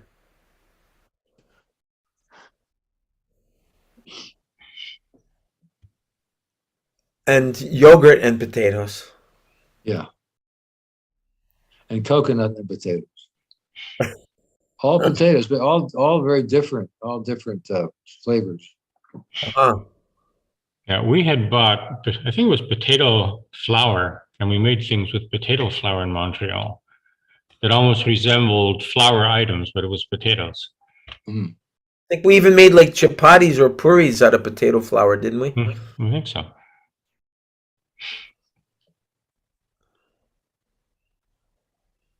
And the more you think about it, the harder it is to observe a full Ekadashi, because some of those preparations were something you look forward to in Ekadashi. We wait till later in the day to have it, and sometimes we go in Sankirtan first and then come back and have a little Ekadasi feast in the late afternoon. And there wasn't a lot of pressure to do the full Ekadasi with nothing. Though occasionally some devotees would just have a little water. Not too many of us did. Stayed at just water. But it certainly never caused any anxiety, since you know you're going to have a little something later in the day. Right. You go out and work hard all day. He said if you got hungry later in the day, he said you could take a piece of fruit. He said. The whole watermelon. Yeah.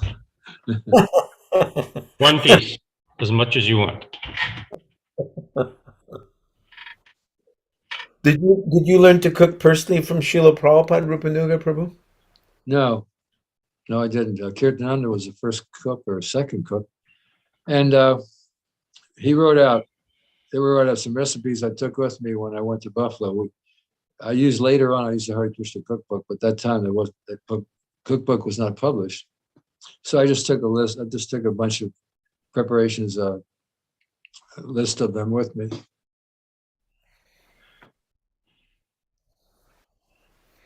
It's funny. I was staying with an Indian gentleman who invited me there in the first place. I stayed with him for almost 3 months, and I would fix chapatis according to the directions that I had. And he said to me, "Oh, you must be fixing chapatis a long time. These are so nice." And I said, "No, this is an example of parampara." So I'm just doing it the way it was given to me. Were there ever any instructions? You know, when Prabhupada would cook, he would cook everything by himself, I guess in stacked pots or however he did it, and be able to make a preparation for quite a few people in a very short period of time. We never learned that ability. We had that ability to do things that speedily, like Prabhupada did. Did you learn that ability from him? No, look, I was a little different. I was a householder. I had a wife and a child, so I was working full time. I was actually the first family, and I joined the movement with a wife and a child already. Mm-hmm. Married a couple of years, so I was busy every day. I went to work. I wasn't around the storefront watching Srila Prabhupada do things like that. I had these other responsibilities. You have the famous. You're the first grahasta in all of ISKCON. Well, before I arrived there, Mukunda and his good wife had already gone to San Francisco. They were married, but they didn't have any children. Right. So if family means children, I think. So I was the first family man. First family man. Mm-hmm. And Prabhupada was quite affectionate to your son. It can't be called him Mr. Eric or something, right? Yeah, until he got initiated. We used to call him Mr. Eric. Prabhupada initiated him at what age? Oh, gosh, maybe. I'm not quite sure. I think about 6 or 7. Wow. Whoa. You did a ceremony for him? I don't remember. No, I think it was done by mail. Okay. Yeah, by mail. How's he doing, Kendra Prabhu? Where is he? Well, he lives in Washington, in Washington, D.C. He has a wife and a daughter. And he does contract work with the government. Uh-huh. Does he recollect much about Srila Prabhupada? He's very much involved in his work and taking care of his family. Uh-huh. But he got some special blessings from Srila Prabhupada. I'm sure they will come back the older he gets. Similarly, Saraswati, Malati, and Shamasundar's daughter, she got a lot of attention from Prabhupada as well. Do you remember that? Well, I wasn't around at those times. Right. But that was in California. Uh-huh. And then also in England. Yeah. There was a big a big distinction in those days between East and West, between East Coast and West Coast. It was it was just a different atmosphere. We were very serious in New York. Very serious. And the West Coast devotees were considered more flamboyant. Yes. Well, flamboyant, I suppose, is the right word. Our temple president, Mahatma, in Vancouver, he would take us running Sankirtan. It was never walking Sankirtan. It was running as quickly as you could, in and out of all the lampposts in the city. We must have looked insane, I think. And then all of a sudden, we'd stop. And the newest devotee, in this case me, must give a speech now to the crowd who's all looking at you. What's going on here? And at that point, I guess it was 71 or somewhere back there. Nobody really knew what devotees were, wasn't it? But they learned. We got in the newspaper. And occasionally people would come along and want to buy magazines out of interest. That was I guess like you had said the other day, a lot of interest in Indian gurus back in the 60s and 70s. But he was flamboyant in that way. He was a musician, I think, in his previous years. Yep. Huh. Running Sankirtan. Running hard. It never gave you time to sit down and get worried that people were looking at you and feel nervous about it when you were new, because you were on to the next block a minute later. When Prabhupada would chant in Tompkins Square Park under the elm tree, he would go for about 3 hours in the afternoon. Is that correct? 2 to 5 or something? It was a long time. Yeah. And you'd have sometimes hundreds of people gathered around? It varied. Many of the it was a kind. I believe it was especially a Polish neighborhood, so there were different people coming to that park. Tompkins Square Park was an Avenue A. I think it was between First Avenue and Avenue A. So there were all kinds of people there. The main people there were from the Polish descent, and there were a lot of young people there that would come to that park because it was available. It was a big park. A lot of old men would sit there playing chess at the chess tables. Had the chessboards in the stone, right into the stone. Beatniks and bohemians and hippies and draft dodgers.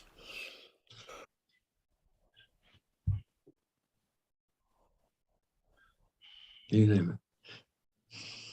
Well, the generations of went on. There were the Beats, then the Beatniks, and then the hippies.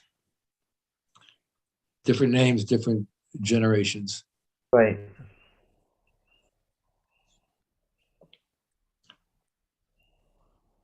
Bohemians were the first. First Bohemians, then Beats, then Beatniks, then hippies. When I'm very curious to know about your Bhagavad-Gita course, when you were invited to teach a Bhagavad-Gita course in University of Buffalo, do you remember anything about your curriculum? Because obviously it was really well designed if you made so many devotees. I'm curious to know about your curriculum. Well, I think that whole program is a little exaggerated, probably because it was new. It was the first real college program. I just had the original Bhagavad Gita I used as a textbook, and we just covered it from beginning to the end. My main objective was to get them to read the book. It was my main objective was to get them to read the book. So you had numerous copies? Yeah, everybody could have their own copy. That's the purple one, right? Yeah, right. When I first went there, it hadn't been published yet. And when I went before the faculty committee, you see, I originally went there to teach a experimental course in the Transcendental Meditation. They wanted someone, you see, they were trying to pacify the students who were causing trouble about the war, the Vietnam War. They were causing trouble on the campus. Nobody wanted to go. So at one point, they even had to use tear gas, and the students had burned one outhouse, a small building. So they decided to pacify the students. They were going to have an experimental college that would give them a chance to invite anyone they wanted and teach anything they liked using the facilities of the university. Uh-huh. That was an experimental college. But then they still would not calm down. That wasn't enough. So then they created what they called a bulletin board college, where they could, if the instructor was approved by the faculty, they could get credits, 3 credits for the course. So someone said to me, why don't you post your course and see if you can get enough students to get it approved for credit. So I did. I posted the course, which was the course in Bhagavad-Gita, and I didn't have a Bhagavad-Gita. You know, I just had the copies of the book before it was published. See, so then the book was published, and when I went before the faculty committee, all I had was an advanced cover to show them, but they were impressed enough at Macmillan Company, and the testimonials in the back of the book, you know, they could see that was a worthy textbook. That helped a lot. So then when the credit course started, I was using the Bhagavad Gita, the original Bhagavad Gita, and I wanted everyone to have their own copy. So when I put my experimental course on the bulletin board, I got 55 or 60 signatures of students who wanted to take it. Yeah, that's the book for credit. So I had a good number. So I went to see the chairman of the part of the school, and I went and got along with him quite well. And he was the chairman of the faculty committee that I would have to meet with. And I had the cover, and that was it. That really helped. So did they accept you as an authority? Did your credentials as a social worker contribute towards you being acknowledged as a teacher? Oh, no, I don't think it had anything to do with it. What had to do with it was they had to be convinced that I was competent instructor, and that I had a good textbook, because they were being very liberal. They were allowing anyone to come there and teach if they would approve of them as a competent person. So I'd already met with the chairman of the faculty committee. We got along quite well, and I think that helped. It helped. So all I had was a bachelor's degree in psychology. I didn't have any advanced degrees, but that's how desperate they were. They were wanting to calm these students down and have peace on campus. So they were very liberal, and so I got my chance. That's a lot. 65 students is a lot. That's quite a lot. I think about 60 or so. Yeah. And that was Trivikram and Gunagrai and Tejas, all those devotees?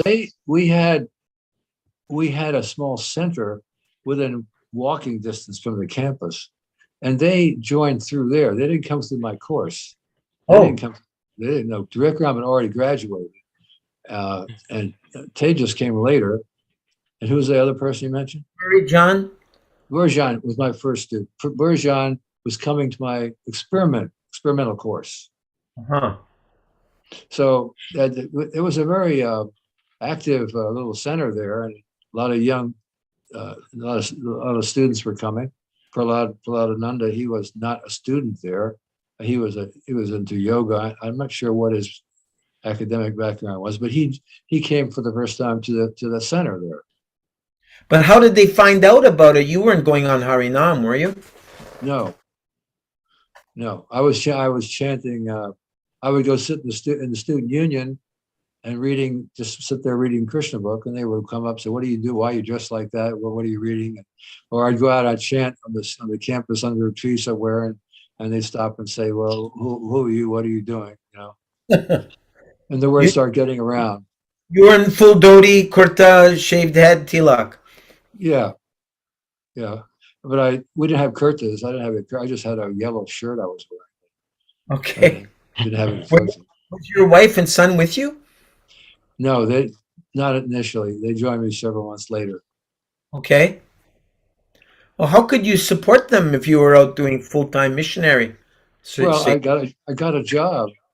I was there 3 months, staying at the Indian gentleman who invited me. I stayed at his house for 3 months, and then I couldn't stay there any longer. And so, in the meantime, I found a job with the Workmen's Compensation Board as a social worker, and so I was working. Oh. So that helped to support your center. Yeah, it helped me pay the rent. And Mhm. Burjan and I went in on that little place together, and he paid half, and I paid half. Nice. He was a student. Burjan, yeah, he was a student. He was the first student really to show interest when he came to my experimental course. He was friends with Jagadish. I don't know where about their friendships. They have their own groups, they're students, they're all students. Right. Jagadish was not a student. I think he had dropped out. He was not a student, but he was in the crowd. He was in a group, they all worked, they were all hanging around together. Right. Word got around. And you were cooking it up. You're cooking prasad. Yeah, I was cooking the feast. You do a Sunday feast, love feast, Yes. and people like the prasad. Yeah, I was just following my book. I had my list of preparations, and I was just doing it every Sunday. I don't think Sunday feast prasadam these days is like those old-fashioned recipes that we had, are they? Not I really. don't know. There's so many new things. Right. I remember go ahead, Rupa Vilas, were you going to say something? I was just thinking back to Ottawa. Dr. Venkateshwaran, who used to come every week and bring all the Indians with him. Yeah. And he took me aside once. He said, if you want to cook for Krishna, you should not cook the sweets in the same ghee as you cook the pakoras. He was right. I never noticed it, but sometimes I don't know what we were thinking. But he said it straight in that. I never noticed the taste difference. I came much later, 75, and Winnipeg Temple. Nandi Keshwara Prabhu Yeah. was their president. And I remember my first taste of prasadam. It was like psychedelic food, mind-expanding food. I remember the nectar was orange juice mixed with whey and I think mango, either blueberries or strawberries floating in it. So it was very beautiful to look at, bright yellow with red and blue in it. And I remember the sweet rice, they would put edible camphor in it. So when you'd eat the sweet rice, the camphor would shoot up your nose. It's like, wow, this is mind-blowing food, mind-expanding food. It's like a trip. Sripati. What? Sripati started a little after the Sunday feast program for the devotees in the leftover prasad. And we'd sometimes have 100 gulab jamuns left over because we'd cook alive. Everyone loved those. We'd cook pots. And it became a contest before you went to sleep that night to see who could put down the most Krishna gulab jamuns. And I don't know how many of us got diabetes from that. But he used to chastise us. If you don't get out there and preach, you're not here just to eat. Go to the feast, sit down, talk with people. Don't just take your plate and go into a corner like some of us tended to do. So sit down and talk to people. Don't worry about eating. There'll be food, prasadam afterwards if you need it. And so that became our habit. We'd sit down with nothing almost on the plate and we'd just talk with people. And afterwards, then we'd have a little something. Sarup Maharaj describes Rupanuga Prabhu that Prabhupada would keep, was it a bucket of gulab jamuns was it a bucket of gulab jamuns or a bucket of halava?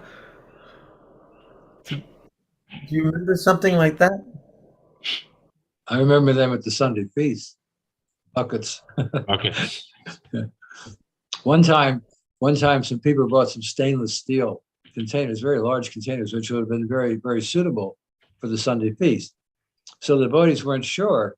They asked Prabhupada, can we use these stainless steel pots? They're good sized pots. He said, can we use them?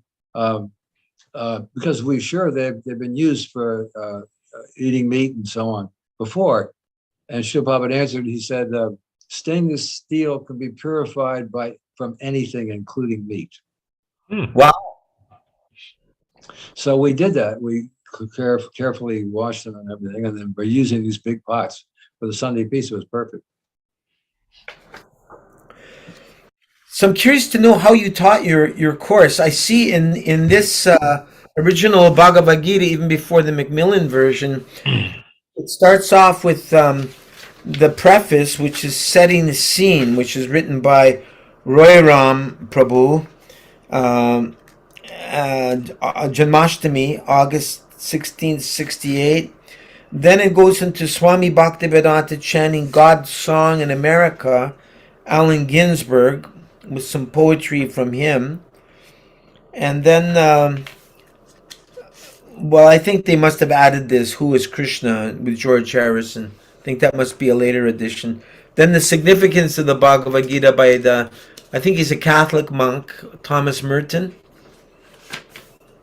Yeah, the way I taught the course was primarily a question and answers. In other words, I would get them to read assignments for the class.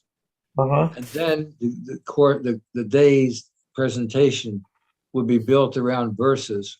And we took them sequentially and based around verses and questions they asked about the thing. You have to remember that these persons had no background at all whatsoever. And this was an entirely new philosophy, whole idea of having what a spiritual master was. Everything was completely brand new. And so I was more concerned with them reading what Srila Prabhupada had given and asked questions about it. So most of the class consisted of them asking questions on the reading. I see. So you would ask for questions when you'd have those sessions? Yes. I wanted, because they asked questions, that means that they were concerned, they were studying, they're curious.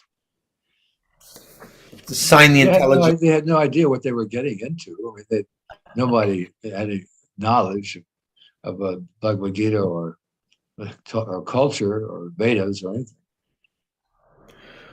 Who seemed to intellectually really kind of get it right away? Was it Barijan or who? All of them? Well, Barijan was he was coming first. He was coming regularly to the experimental, but they were all interested. They all paid attention. I mean, Krishna Bhamini was very intelligent. They were all asking good questions. Mm-hmm. When I gave them the exam. The exam was very difficult exam, but it was an open book. I wanted them to read the book. That was the whole point, to read the book, associate with Krishna and Srila Prabhupada. And so when Srila Prabhupada came to visit Buffalo, I showed him my course curriculum. And he said, anyone who passes this should get Bhakti Shastri. Wow. But then I said, Srila Prabhupada, none of them could follow the regular principles. No question about the Shastri. I said, Srila Prabhupada, I just really wanted them to get to read the book. Right. That was the most important thing. So you weren't heavy. Obviously, you weren't heavy with anybody. You weren't, there was no pressure. It was just read the book. It was about that. That was it, basically. And then did you? But the exam that I gave them, in order for them to pass it, they would have to read the book to get the answers, because it was a take-home test. They had to go through the book to answer the question. Right. How many classes a week would you have? Oh, let's see. I really don't remember. I'm not sure. I think more than one. Yeah, I think it was more than one. But we had a big classroom, And we just cleared everything off to the side, all the desks and everything. Everybody just sat on the floor. Ah, Everyone sat on the floor, Yeah. including you. Yep. Right down on the ground with them. Yep. I think I sat on a rug maybe, but a throw rug or something. And I had Nope. pictures of Prabhupada. We burned some incense. And, Nice. And you had a picture of Panchatattva? no, just had a picture of Prabhupada. Nice. Wow, so it must have been very exciting for those students, those kids, when, I don't know, how many weeks or months was it before Srila Prabhupada personally came? We came in 69, early 60. When he came, he came in, one time he gave my class, at the class time, he gave the class. Yeah. And the place was packed. It was a good sized room. And there was the side of the classroom had windows out into the hallway. And the hallway was packed with people watching through the windows. Wow. All kinds of faculty members, everyone came to see and listen to Srila Prabhupada. And I remember one student said to Srila Prabhupada, said, "Are you happy?" And Srila Prabhupada said, "Yes." And there was silence. And Srila Prabhupada said, "Yes." And still silence. Then he said, "Yes." And I could tell everybody believed him.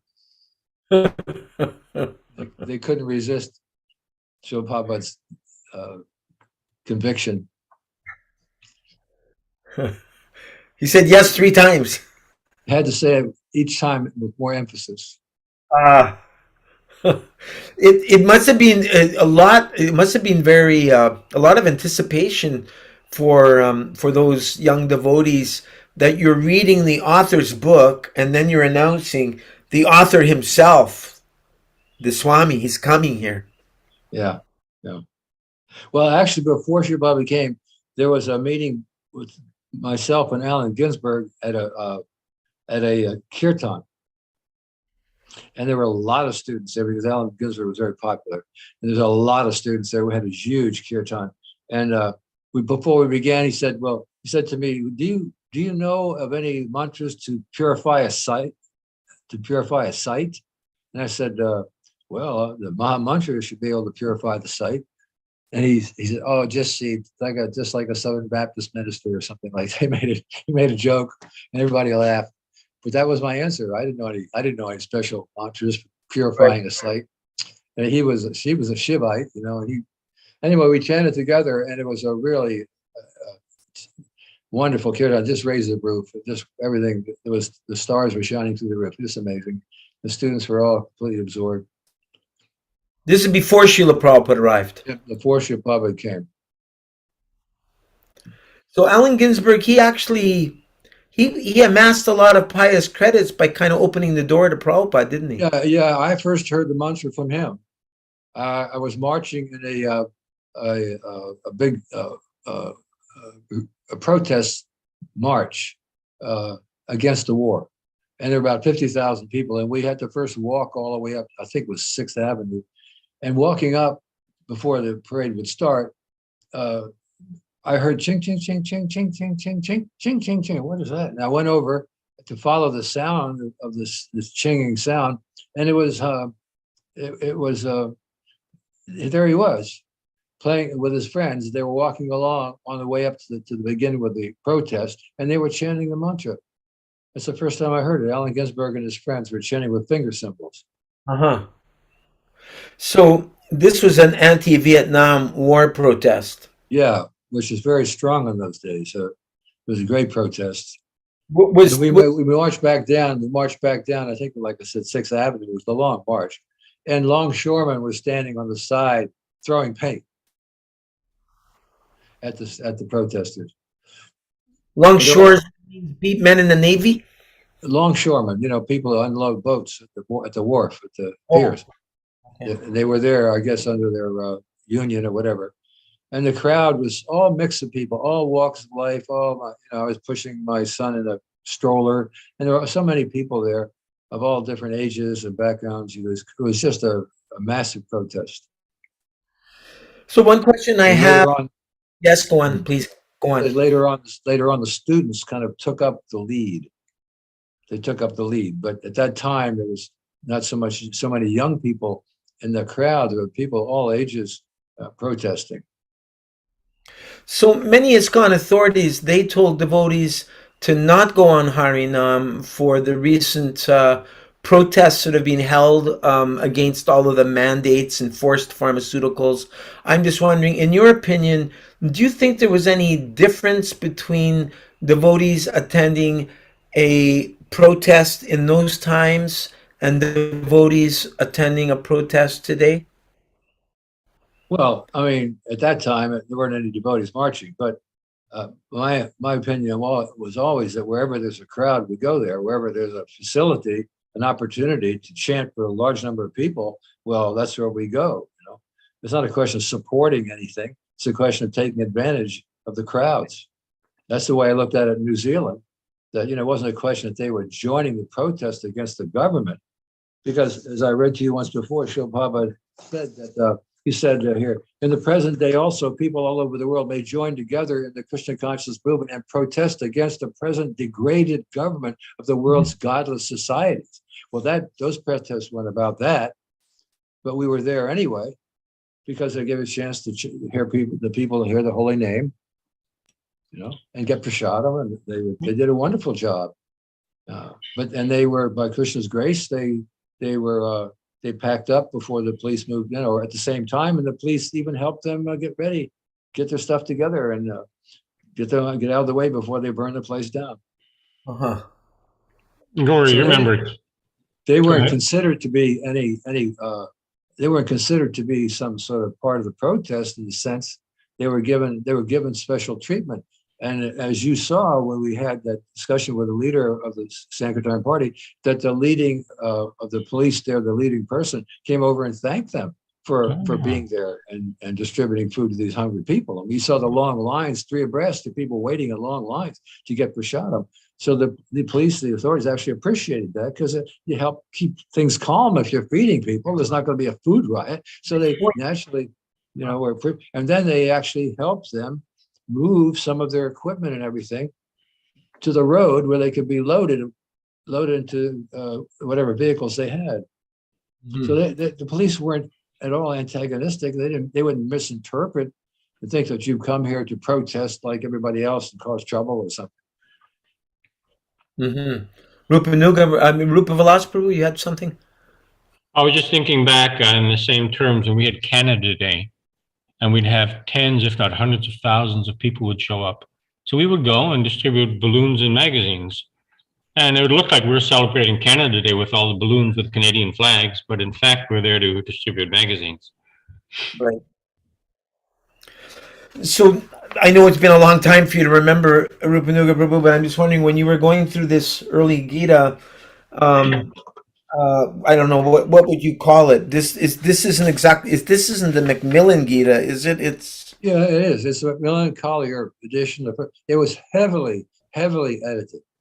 See, it was heavily edited. There were hardly any purport. There were purports, but many purports were missing. There was no Sanskrit. There was no word for word. It was all English.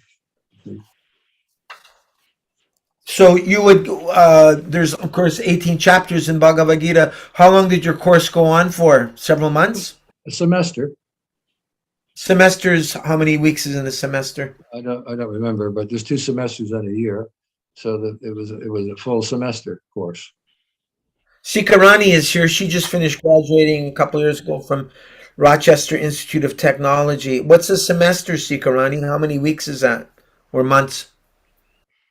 Master's program or like 1 semester? 1 semester. 1 semester is kind of 3 months, 3 to 4 months. Yeah. Yeah. So in 3 to 4 months, you covered the whole Gita? Yes. Uh-huh. And we had kirtans and we had prasadam. Sometimes we had prasadam. One time I brought glubjamans, each glubjaman a small tiny cup, and I passed them all out. I said, now nobody take anything yet. And so I give the word, then we all take it at the same time. They had no idea what it was. Each one had a glubjaman with a little juice in it. So at one moment, I said, okay, everybody take it. And so they all they all took this glucosamine at one time, and the look of surprise on all their faces is really funny because they didn't know they bit into the glucosamine that exploded right in their mouth. They didn't know what to expect. So actually, your preaching program was the first outreach program from what I mean. I don't know. I guess they were doing some things in San Francisco, but yours is definitely one of the first outreach program or the first university program. Yeah, correct? it was the first program. Maybe there'd been a class or two, maybe, but this was a whole. There was a center there. There was a course there. Everything was set up for the students. Srila Prabhupada wrote me a letter. He said, "This accredited course you have achieved at the University of Buffalo is a very nice breakthrough for Lord Chaitanya's movement in the West." Uh-huh. Now, Pancharatna, after some time, he did something similar at Fordham University, didn't he? I don't know. But Okay. Okay. Sounds like roughly you covered a chapter a week. You would assign roughly one chapter per week, more or less. I don't remember the details. Uh-huh. I'm just thinking if it's over, what did Secret Rami say? 2 months? A semester is 2 months? Is that right? No, it's 3 to 4 months. Three Yeah. and a half months mostly. Yeah. Uh-huh. Yeah, I mean, to finish the It whole Gita. was a slow process. We covered things very slowly. I mean, there wasn't a lot of purports are missing, but I had to make comments on a lot of the verses because there were no purports. Right. So you're just repeating all that you heard from Prabhupada during the first 2 years, roughly. Yeah, whatever I remembered, whatever I learned, it was like Krishna consciousness has a built-in logic and reason to it. There's a logic and reasoning to Krishna consciousness, and once you grasp that, you can teach it. You can teach it, and there's a logic and reasoning to answering questions about it. You see, so that I had to use a lot of that logic and reasoning because there weren't so many purports. Uh-huh.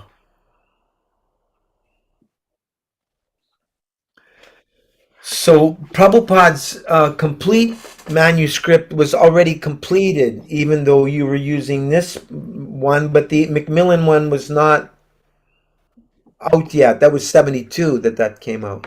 This was a highly Abridged. edited version. Yeah, but abridged. It was a abridged version by Ray Rama, who had to meet the qualifications that the Macmillan had. It had to be a certain size, and so it had to be reduced. Srila Prabhupada wasn't very happy with that, but it was better than having no book. Right.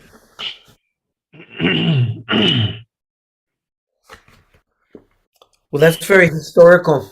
I mean, it's something that a lot more devotees could think about. I don't know if they could actually get it credited in the universities. Well, that was a special case. I mean, if somebody would do it, they'd have to have the credentials, which I didn't have. But I took advantage of the social climate. It's hard to explain how much anxiety there was amongst the young people who had a life to live, and they're thinking, well, they're thinking like everybody, sense gratification. And here's something that's going to interfere with my plans for graduating and going on to a career of sense gratification of various levels. So they were thinking, everything was going to be interrupted. You see. So there was protest. Here, young people they have a life to look forward to, and the chances are. I mean, the average age in the Vietnam War was 19. Wow. Just graduating out of being a teenager. A man keeps growing until his early 20s. Right. Physiologically, he keeps growing until his early 20s. When I went into service, I was 17, and I had to get my mother to sign for me. You were enlisted into the U.S. military? Yes. Well, yes. I was in the Marine Corps Reserves. For 6 years.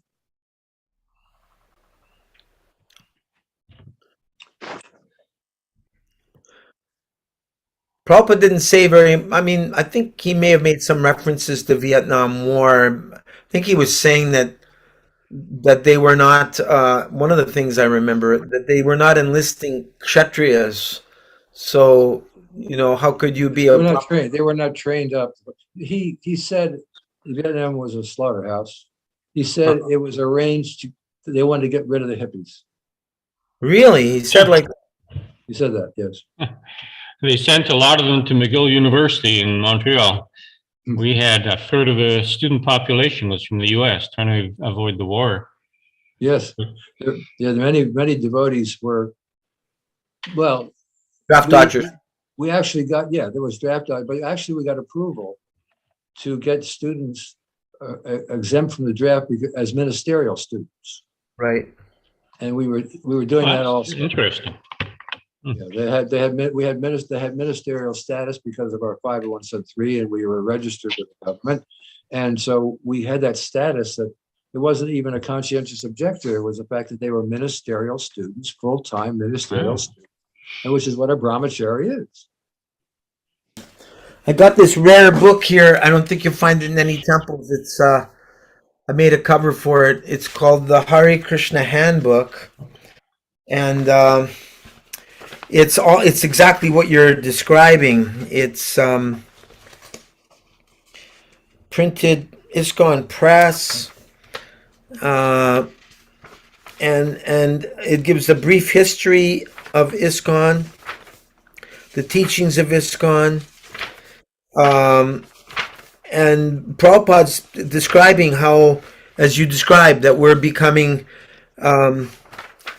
Brahmins. We're training to be priests, and that we have to have to certain standards. Actually, here it is: Ministers for Krishna Consciousness Qualifications. New York, San Francisco, Montreal, Los Angeles. This is to certify that Sriman Uddhavadas Brahmachari William Tabor is a duly initiated student of the society, in witness whereof the president of this branch of the society and the acharya of the society gives our seal and signature in the city of San Francisco on this day of July 1967. Then there's the president's name there, and then acharya, ordained minister of religion, A.C. Bhaktivedanta Swami. I don't know if you can see that. It was a certification that was. I've got one of those. Really? There's only a few of them because what happened was that it's hand done. It's all done by hand. Yeah. So it was taking more time. Srila Prabhupada says it's taking too much time from the paintings to do these, so he discontinued. So as far as I know, there's only a few of them handed out. Another thing I remember was that I was asked by the U.S. Army to write a chapter in their handbook for chaplains about what the movement was about. In other words, they had a chaplain's handbook, and in that handbook was described the different religions in this world. And so they asked me to write a chapter on what was the Krishna conscious movement. Here it Does says that still exist? That chapter? I don't know. But that was back in 70 maybe. Here it says the qualifications and curriculum of the divinity student. Entrance qualifications, curriculum, first semester, Bhagavad-Gita, 10 hours, Ishopanishad, then 5 hours, and Arch of... A lot of this stuff was concocted, but the real point is struck everybody with the 4 regular principles. Who could follow that? Anybody who's going to do that is going to be sincere or serious about being a student, a divinity student who can follow those principles. So I think that was the biggest impression. One time I was invited to the Pentagon to come to talk to them about, they were having a problem with intoxication amongst the troops. This was a Marine Corps thing. So I went there and they asked me, how to solve it, what to do about that, So I remember reading to them from the Bhagavad Gita. I took Shesha with me, and I was talking to some colonel there, and his adjunct was willing with him. And the lieutenant, whoever was assisting him, could really get very upset with me because it appeared that I was giving instructions to the colonel. You know, he didn't like that. So, but the colonel interrupted him. Said, "No, listen to what's being said." So I talked about intoxication. I gave an example that in sports, a top level athlete has to keep ready to go at any time. He has to be in topmost health. He cannot endanger his expertise by intoxication. I said, similarly, I said the officer who has to set an example for the men. If the example is being set, then this will get through. And he said, not even a little wine. It was too much, too strict for him. So anyway, what could I do? I had to explain to him that a leader has to be the leader. He has to be an example, and everyone has to be in top shape. I mean, in the military, you could be called in any kind of a situation at any time, and so you cannot, endanger your health with these addictions. So he agreed with that, but I don't know what really did with it. But anyway, they were having a trouble with, especially with marijuana in the ranks. I listened to a YouTube and they asked the question, when all of these Vietnam soldiers went, something like 95% of them got addicted to opium or heroin. Then they asked the question, what do you think causes opium addiction? And then the narrator says, you'll probably say opium. And then they said no, because when 95% of these troops came home to their wives or to their family members, they all gave up their opium, heroin addiction. And then they say, so therefore, what is the opposite of addiction? It's connection. When you have a sense of connection, community, family, loved one, then it's easier to give up. In other words, people may become prone to addictive behavior if they don't feel a sense of belonging or love. That's what I understand. One thing that I remember very well was the sense of purity. The sense of purity that Srila Prabhupada gave us, and it was a purifying association. It was a purifying goal. It was purifying to speak to others about what we learned from Srila Prabhupada. There was a whole atmosphere in the movement of purity. I really feel, honestly, a lot of that has been lost, but that really held us together. There was something we were doing.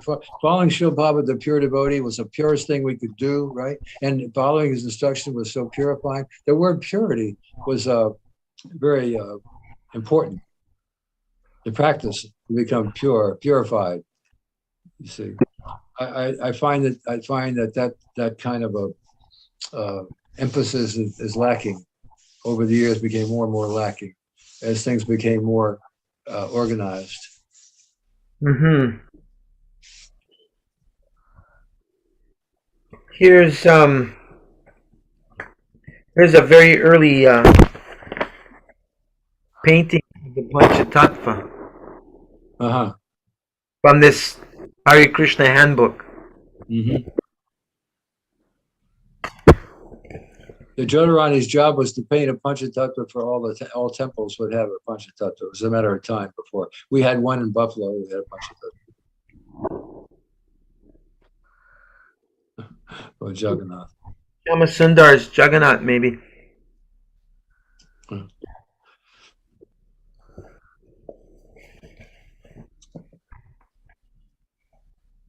Oh, yeah. I used to use this when I used to do marriages. I would use this book because it explains the authorized procedure for performing a Krishna conscious marriage ceremony. So long, this girl has been in my charge, and now I'm turning over. And the father's speech was given, and a lot of time I made a few marriages, but the father wouldn't be there, so I took the role, and I said the father's part. And Prabhupada gave the dialogue that the groom would say and the bride would say, and then the procedure of exchanging garlands and so on and so on. It's a beautiful ceremony. At this time that this was written, it said that there, as of 1970, we have 30 centers. And Buffalo was 40 Inglewood Avenue. That was the first center. That was the first place. No, that was the second location. Yeah. Yeah, by 1970. I think Buffalo was about the fifth or sixth temple. But it was centered all around the students, centered all around the college campus. I felt that this was raising the quality of devotees, more educated, more intelligent, more serious about living a life, a responsible life, marriage and so on, getting a job, preparing for a career. You know, it was a serious group, you know, and it was different than the recruiting on the streets of New York, you know, Uh-huh. Lower East Side. Oh, there were a lot of very smart, intelligent people, especially in New York. And the drugs, of course, were there, but not like as much as in Iceberg. But there was a lot of searching. There were a lot of swamis. There were a lot of groups meeting. I went to several groups before I met Srila Prabhupada, just trying to find out what they were teaching. And so there was it was a very serious atmosphere in many ways. But the college campus was a whole different story. It was a whole different, because these kids were there for a purpose. They were planning a career. I mean, that's why they were so objecting so much strenuously to the war, because everything was going to be stopped. They have to be conscripted into the war. Then everything had to stop. So in other words, if I'm understanding you correctly, there were the young people at that time. Some of them were thinking, I better get serious about this Krishna consciousness, because this could be one way for me to avoid having to be drafted. I don't think that was motivated. I don't think they had a motivation like that. Because one thing, you could stay out of the draft if your grades were really good. If your grades were really good, they'd leave you alone. If your grades weren't that good, Really? yeah, you had there was some question of scholarship involved, and that's why I went into service, because in the service, in the reserves, I would be exempt from being drafted. You see, I would be active. I mean, in active reserves, but I wasn't going to count on my grades keeping me out of the war. So as soon as I got out of high school, I went into the service and made sure in that way, as long as we weren't called up as active duty, it was a safe position. See, and eventually the unit I belonged to was activated, and I got out just before, the previous year. I was able to be discharged because my time was up, and the unit did get activated, and they did go to Vietnam. Mm-hmm. But I was spared. I got out before that happened. Mm-hmm.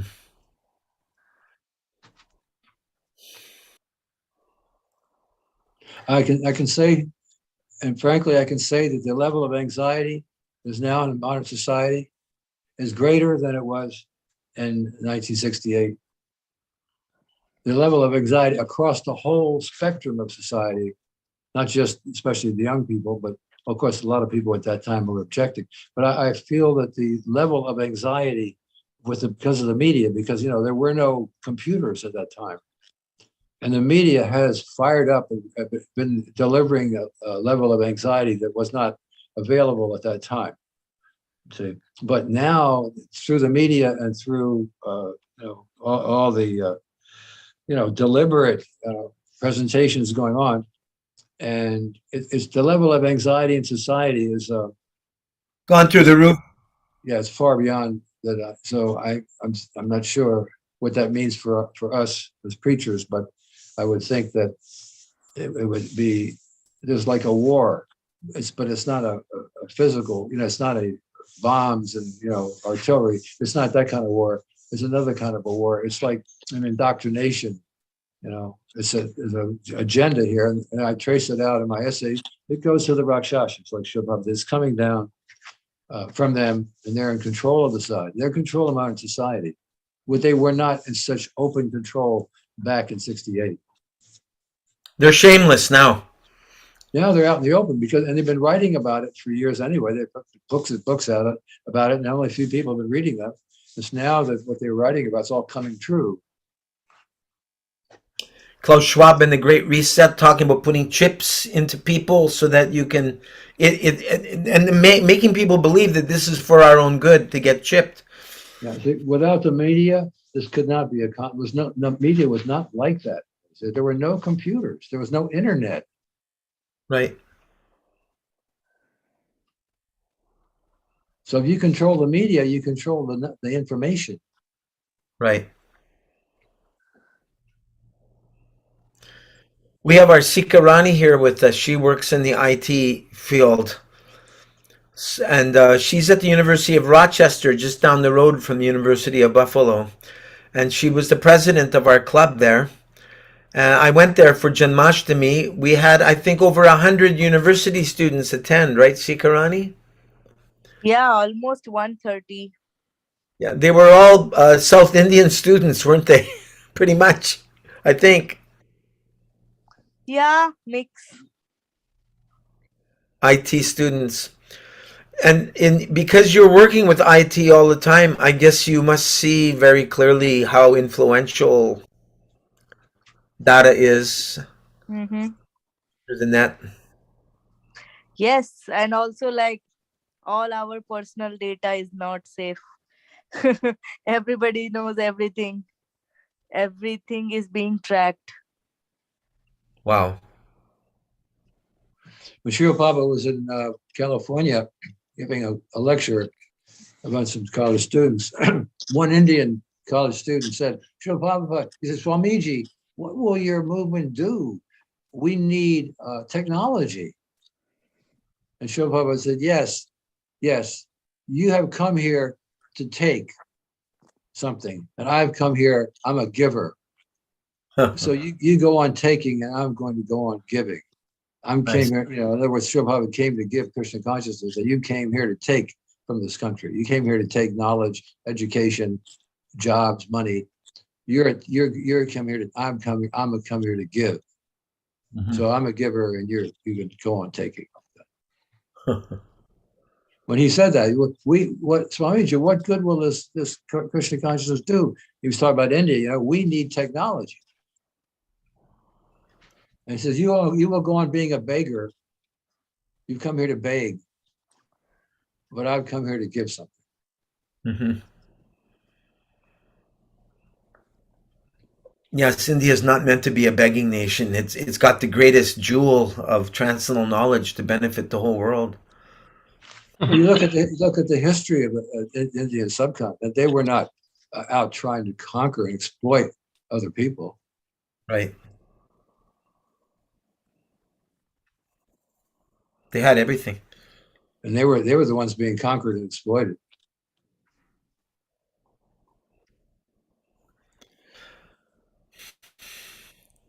But they never used they didn't use their knowledge as a weapon. They didn't weaponize the Vedas. They didn't weaponize Bhagavad-Gita. They didn't weaponize the Bhagavad. See. I've often wondered, with India being the greatest culture in education in every facet, how is it that Mughals, British could subjugate India? Is it because they were compromised and weak? That's why those who were like Rakshasas could actually conquer over them? Well, there was a big fight, There's a lot of fighting. But the Kshatriyas weren't as strong, you see. They weren't as strong as they should have been. But Srila Prabhupada said Indians cannot be defeated on land. So these invaders could, if you didn't have the proper leadership, if you didn't have the proper strength, then it's possible you could be defeated. But ordinarily, he said Indian soldiers cannot be defeated on land. And the British Empire was maintained by British officers and Indian troops, especially Gurkhas and Sikhs, were actually maintaining the whole British Empire. Right. I also heard like so there was this recent research which has finally showed, like, they were trying to calculate and they have finally kind of published that 45 trillion dollars was taken from India by Britishers. Oh, they took everything. They took the jewels. They took the gold. They robbed Kohinoor diamond, everything. Yeah. the And deities' jewelry. I mean, they, you know, it was a robbery. And also, like, people also say that India, as Prabhu, you were saying, that India never ever thought about conquering anybody, because also till now they say that we believe in sarve bhavantu sukhina sarve santu niramaya. So means like they can never think of conquering others or kind of snatching others land. So India never worked at that time, they never worked on making all these technological advancements for warfare. Like, they only wanted to protect their territory, but they did not invested on these advanced weapons and machineries for war, which I feel West was more advanced in those warfares, like those weapons, and technologically that's the only thing I can think of. Prabhupada, Well, go ahead. The Russians and Germans, they all studied the Vedic literatures on the Dharveda, and they studied these literatures on rocketry and so many things that are there. They studied it very carefully. Yeah. And the mission of the Indian people was to spread their knowledge. Indian people was to spread the Vedic culture, and Yeah. they didn't really do that. They're all born 50% Krishna. Anyone born in India is born 50% Krishna conscious. So they, according to Srila Prabhupada, so they began following the politicians instead of the Vedas, instead of, you know, Krishna, Bhagavad-Gita and so on. They were misled by the leaders. Srila Prabhupada said that was the problem. The leaders misled them. It's like one of them, Nehru, said, these dams are our temples. These dams are our temples. And when he came to America to give a lecture at the big gathering of journalists and reporters in Washington, at the end of his discussion, he was, Panditji, can you tell us something about Bhagavad Gita? And he said, oh, I'm not a scholar of Bhagavad Gita, but he was called Nehru Pandit, you know. So this kind of misrepresentation, the gift India had to the world was not brought out of India by their leaders. See, that's the problem. The politicians were in charge, and you know, anyone who could say that these dams are our temples is damned himself. So I mean, the thing is, that's what the leaders were presenting India to the world by, in that way, a very secular, materialistic way. Nehru said that these different dams are temples. Nehru was at an opening of a big dam. These dams are our temples. That's really. In other words, technology. India became an imitation country. They imitated the technology of the West. Yeah. See, they went after that. Because the leaders went after that. Prabhupada called them beggars, that they're begging after the West, but actually they're supposed to be giving. Yeah, that's right. That was his point. Anyway, that's, you know, and in one sense, they became sectarian. Instead of understanding the mission was to share their knowledge, the Vedas, the Bhagavatam, and Bhagavad Gita, and they became more local. Just like you see all the Vaishnava Sampradayas, aside from the Gaudiya Sampradaya, they don't come out. They never came out to preach to the rest of the world. They stay there and preach to their own, you know. So the knowledge that Srila Prabhupada brought out of India for the first time, 1965, 5,000 years it took from the time it went into written Sanskrit. It took 5,000 years for the message of India for the world to get out. I mean, we have to understand what Srila Prabhupada did. I mean, he brought the information out for the first time. Those other 600 Gitas that were done before his, I mean, they didn't do anything because they weren't, the people couldn't decipher the Sanskrit. They couldn't decode it. They couldn't understand it. So they simply stayed on a level of grammar and speculated. That's all. No, that's why none of those books had any effect. But Srila Prabhupada's Gita had a big effect because Yeah. he got to the meaning, the deeper meaning, where these former scholars and pundits, whatever they were, they couldn't understand anything below the grammar level. So they had to speculate. So their purports were speculative. And Srila Prabhupada's purports were revelation.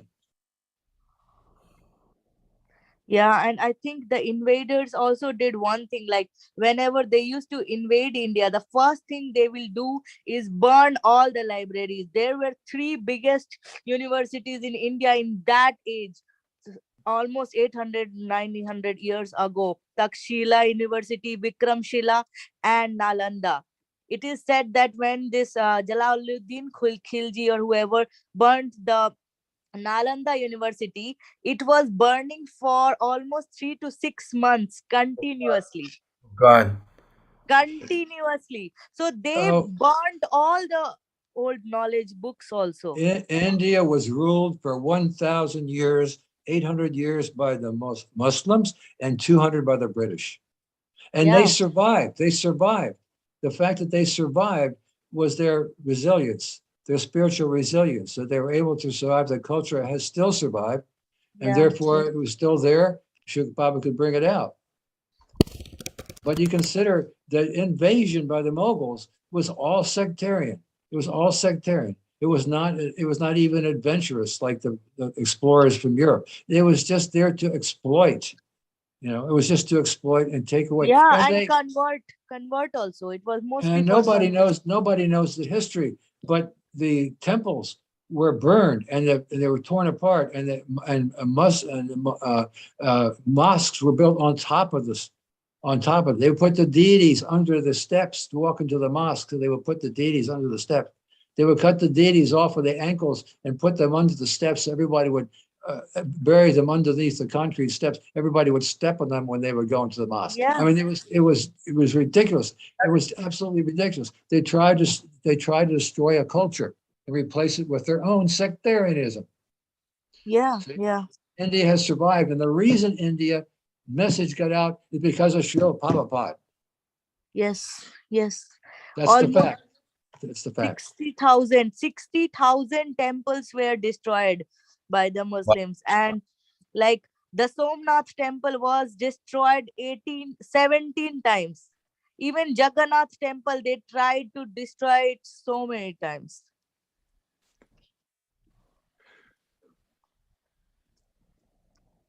I listened to a recording.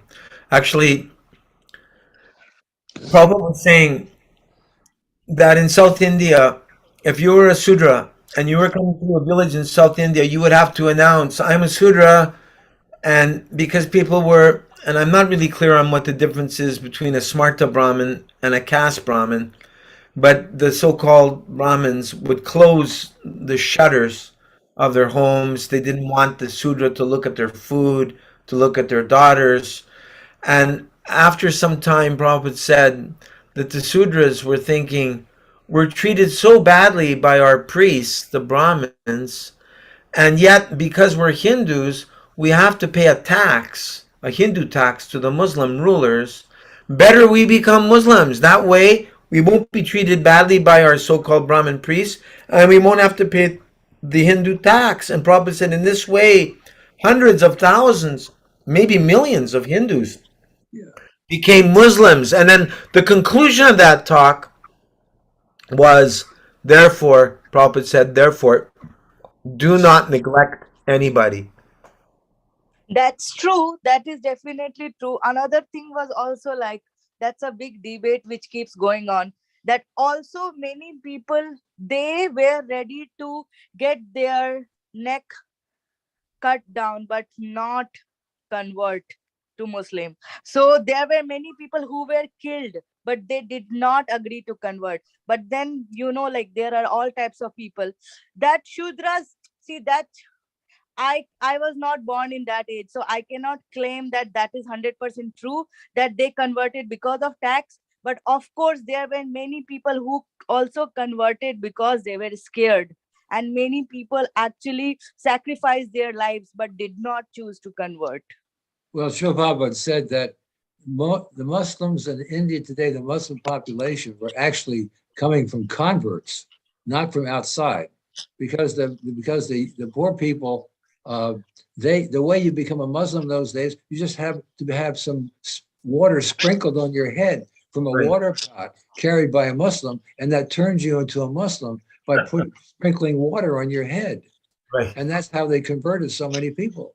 See, and the priests, and then the people were converted like that. They would go to the priest and say, "Well, what? How can we purify ourselves? It happened. He sprinkled water on my head, and now I'm supposed to be a Muslim. What can I do? What is my atonement?"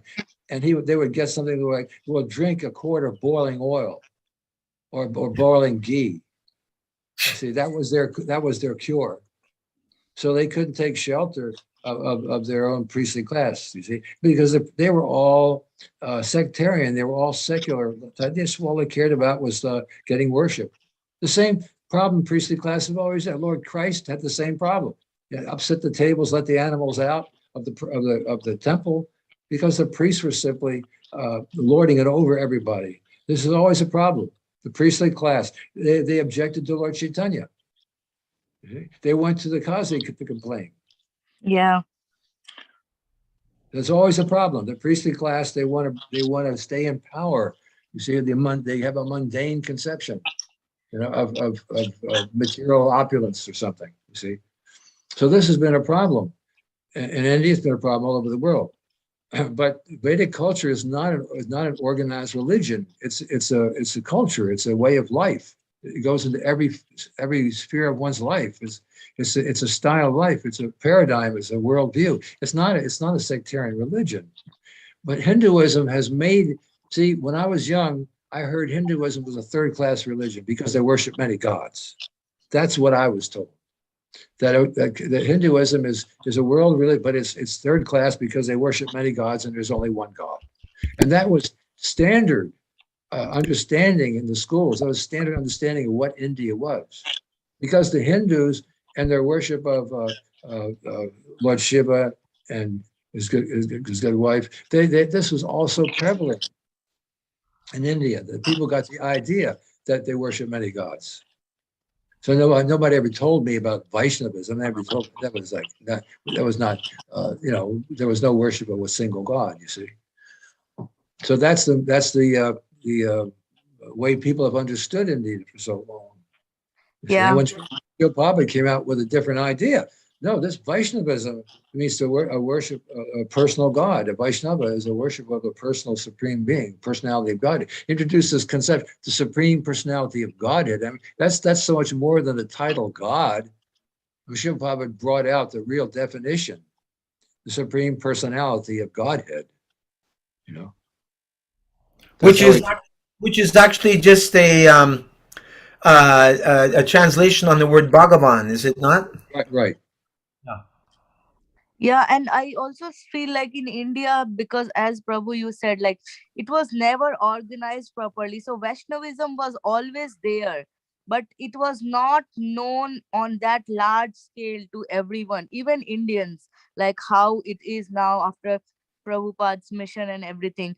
I guess, see, now also in India, when you consider the holy book, it is always Bhagavad Gita. It's not Shiv Puran or Mahabharata or Ramayana. It's always Bhagavad Gita. In our court of law also, when you have to take a oath in front of the judge, you have to take the oath on Bhagavad Gita. So Bhagavad Gita was always the holy book, but people were not educated. Like in school also, we are never educated any kind of religious education. There is no curriculum because the current education system in India is fully influenced by West. Whatever Yeah. British left, we are following exactly that. And in fact, now if you go to university, the whole education is fully influenced by leftists.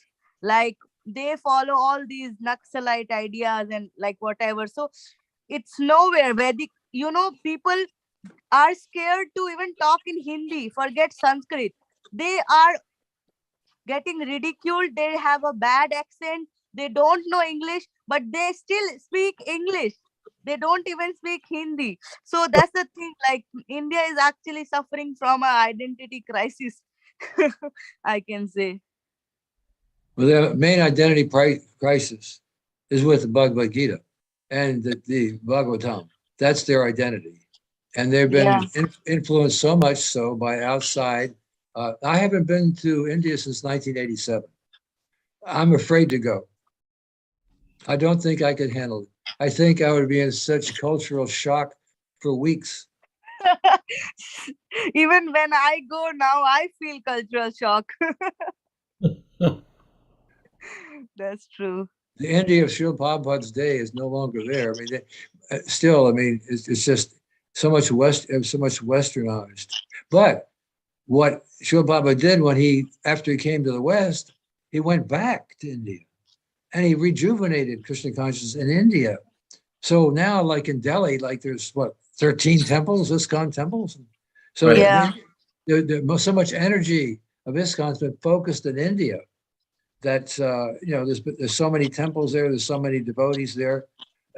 It's actually sort of like focused. All this energy is focused in India, you see, and the rest of the world, is another thing. So it's not what Srila Prabhupada intended. He didn't intend so much energy to be put into India. He wanted the energy of India to come out to the world, the rest of the world, the spiritual energy.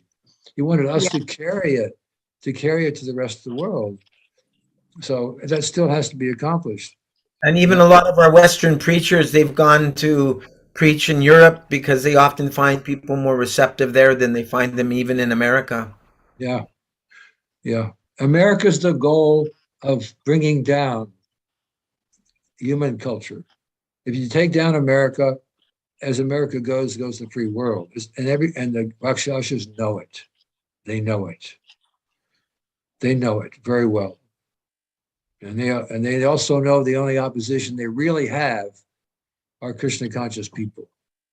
Because we're the only people who know how to elicit the dormant Krishna consciousness in anyone in the world. We know how to do it. We know the process. We know the way to do it, you see. And that's the opposition. God consciousness is the opposition. God consciousness is the ultimate theism that opposes atheism. And communism and liberalism and all its different dresses it's now in.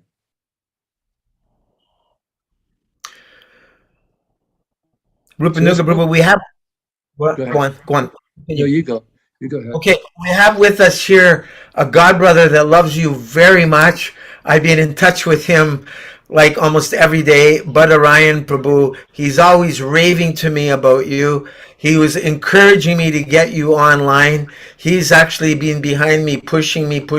He's out doing book distribution all the time, so he never has any time to come here. But I just sent him a message to come right now, and he actually did it. So, Balarama, do you have some comments or questions for Rupanuga Prabhu? It's so rare. I've been wanting to get you here forever. So thanks so much for coming.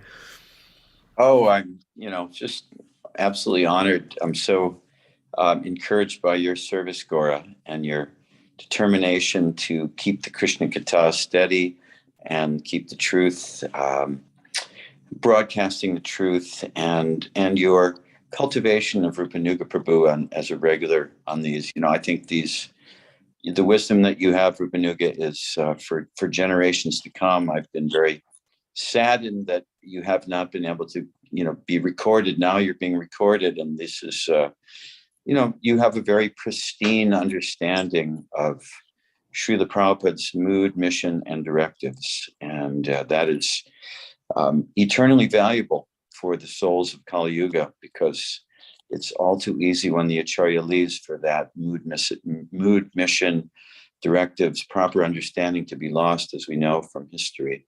And as we know, since Prabhupada left the planet. So I'm greatly, deeply grateful to you for joining these meetings, even though I haven't been around. I've been privy to them.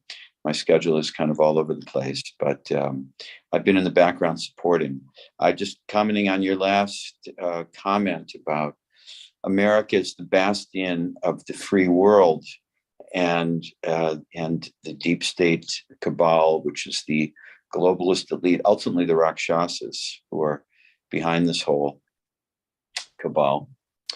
They, as Rupanuga said, they understand that as America goes, so the world goes. So they're, trying to destroy America in so many ways, destroying the social, moral, ethical, Judeo-Christian fabric, which is the soil that Prabhupada came to present Krishna consciousness and why it was so successful. And of course, America also has the weapons. So they know that, they pretty much defanged Australia, New Zealand, Canada, but they haven't defanged America because the weapons are there. And Prabhupada was made so many statements that I want my American boys to fight this atheistic communist influence. And he said there must be a fight. This communism must be ended, this atheistic communism. There must be a fight. So I just listened to an anecdote by Ravindra Swarup last night. Santa made a presentation at the temple in Alachua, which I haven't been to for ages because of the whole ridiculous mask thing. But I went last night, and there was a anecdote that Ravindra Swarup said. He was asking Srila Prabhupada, you may be familiar with this, Rupanuga. He said, in the future, will the devotees take positions as leaders of countries and as generals in the army? And Prabhupada said, yes. And then he asked him, and will they fight in wars? And Prabhupada said, yes. And he said, these wars between the two demons, the demon armies, he said, they're meaningless. He said, however, the fighting between the devotees against the demons, he said, that is Krishna consciousness. So we can see that fight. We have a ringside seat to that fight. And we also see that the enemy is within our camps as well. So, we have to fight that influence and present. The point was the fighting between the demons is no conclusion. There's no conclusion. Whereas the fight between the devotees against the demons, he said, that is Krishna consciousness. Yes. But he said we have to wait. If you kill now, you'll be killed. So Right. We're not in a position to take that. Our position right now, as Srila Prabhupada's disciples and loyal followers, is to preserve his teachings. Correct. For the future. We have to leave this legacy for the future, because that's where the inspiration will come from for real spiritual conscious leadership, Krishna conscious leadership. Right now, we're not powerful enough. I have just read the other day, he said, I did not have the power, or I would have killed them. Wow. I would have killed them. I didn't, but I don't have the power. Wow. Where did you read? What is the reference for that? Yeah. If you will hold on a second. Well, I also heard it said that Prabhupada said if they knew what I wanted to accomplish, they would have killed me. If they knew what I was thinking, they would kill me. Yeah. I have here. What's the source? Where and when? I have here a whole bunch of papers here about Srila Prabhupada's discussions like that about the demons. And this place, I just was going through it again the other day. I do it to keep fired up, So Hey, while you're looking for that, Rupanuga, Gaura, Yeah. It would be really good to have a session with Rupanuga Prabhu, just reading all these. Sure. Just reading all the paper. I was at Rupanuga's house, and he's got so much documentation of these type of things, just to get Rupanuga reading these things, just to have it on record.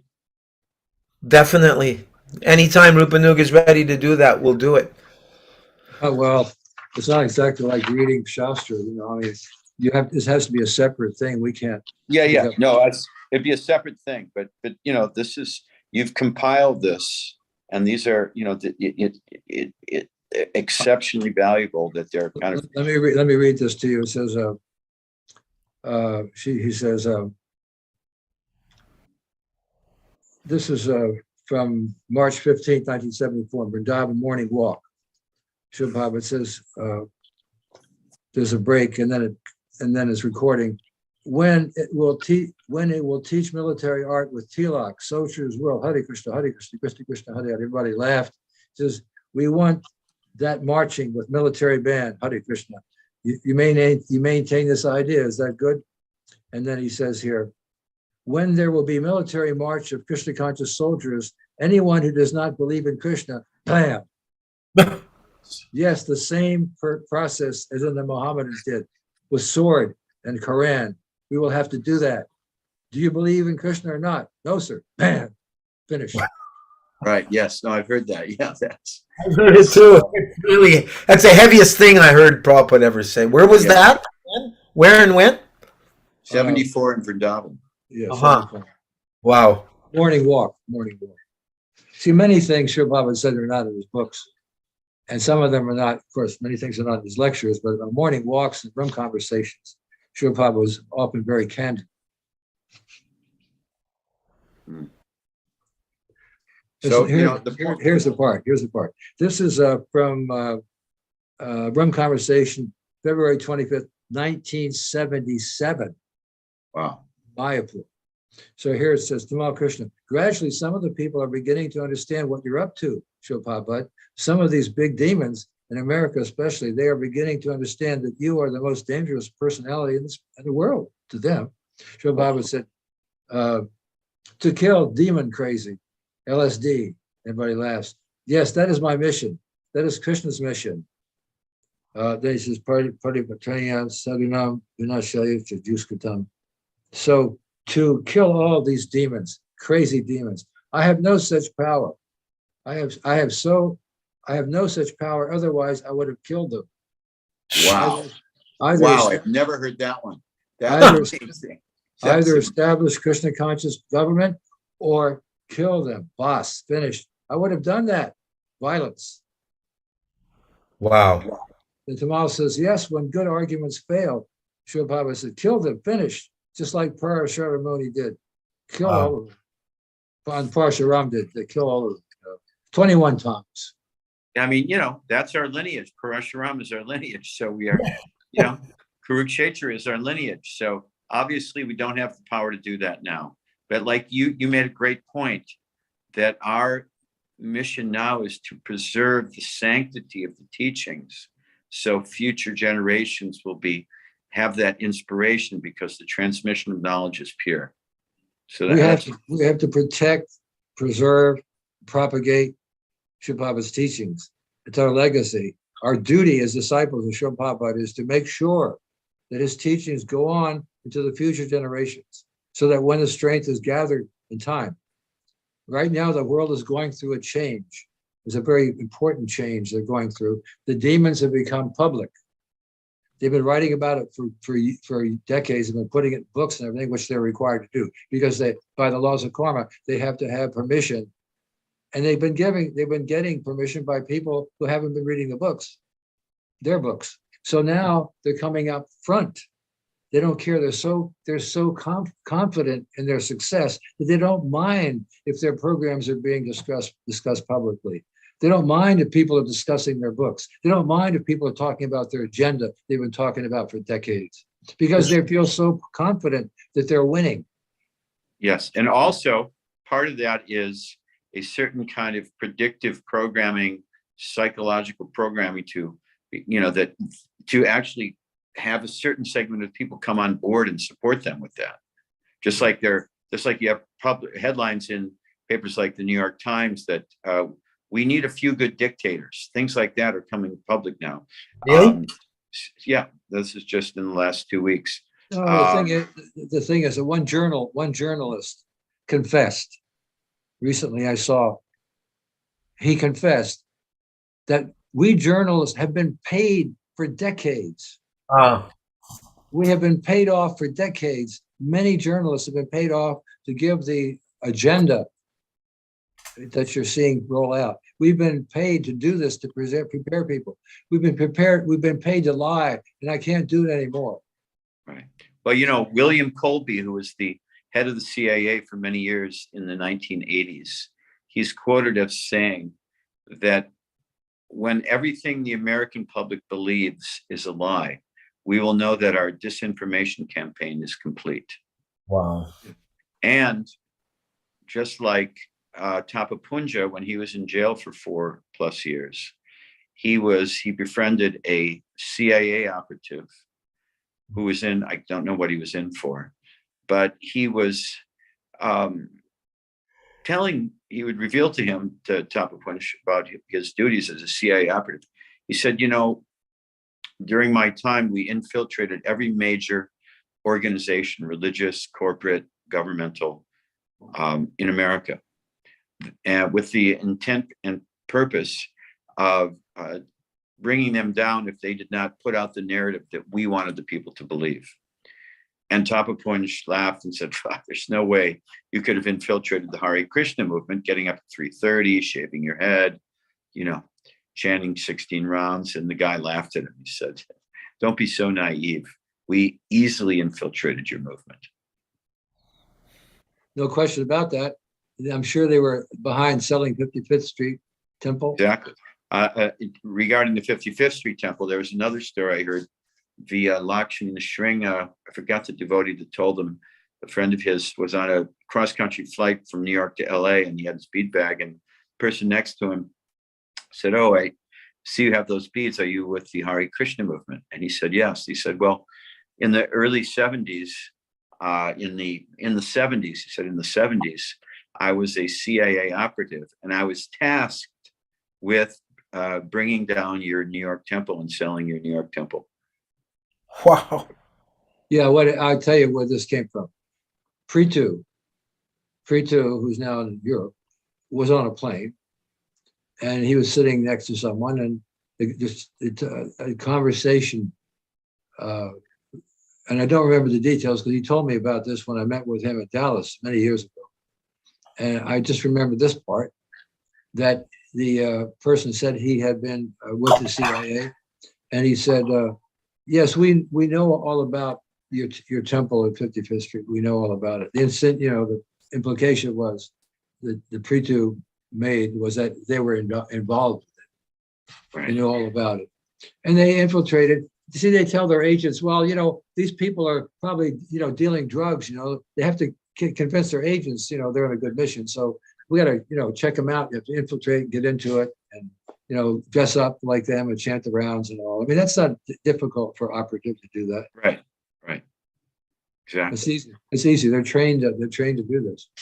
Right. Anyway, I have this, I have to mention to you, finally, since we're all up here, I might as well tell you. I wrote this essay called "A Look at the Big Picture of the World Today," and I think I read it for you all before. But I'm simply requesting that you get a copy of this and read it. It really brings to the world view of what's really going on now. How the Rakshasas are in control of what they're doing, and the details you already just mentioned some of the scenes. I don't get into that kind of detail, but I give the overall view so that devotees have to understand the Rakshasas are in control. And they have been for a long time. And the people who are respected as being, big leaders, big bankers, these are Rakshasas. Mm-hmm. Srila Prabhupada told me that. I didn't mention this in my essay, but I'll tell you what happened. I went to see Srila Prabhupada in 1974 in Mayapur in his quarters with Balarama. We had read that book called None Dare Call It Conspiracy while we were in the college days. And we had also read. What was it called? Conspiracy? None Dare Call It Conspiracy. You can buy it on Amazon. None dare call it a conspiracy. None Dare Call It Conspiracy. It was written by a conservative group, the John Birch Society. So a lot of people put it down because they're like real conservative or something. Anyway, in that book, they claim that the world was being controlled and manipulated by a few extremely wealthy and powerful families. So having read that, Balarama did in our Karmi days, and read what Srila Prabhupada said in Rajabidya, the King of Knowledge, and read what he said in the 7th canto, 3rd chapter, at the end of the purport, and I'll just say it in a second, the Rakshasas and demons have taken charge. Therefore, there is no protection of Brahminical culture and cows, which are the basic prerequisites for all kinds of good fortune. This age is very dangerous because society is being managed by demons and Rakshasas. So we said to Srila Prabhupada, are these people that are mentioned in this None Dare Call It Conspiracy, these big bankers and so, and I dropped a name or two that you'd all recognize. And Srila Prabhupada said, yes. The names you dropped were the Rockefellers, correct? Rockefeller and yes. So I'm saying that there are other names that were mentioned in that book. So then I didn't write this in the paper, but what happened then was I said, Srila Prabhupada, how do we deal with it? how can we, approach these people? What he said, preach to them. So Balarama and I looked at each other. How are we going to preach to people? I mean, we were thinking, this is 19. Thank you for visiting the track.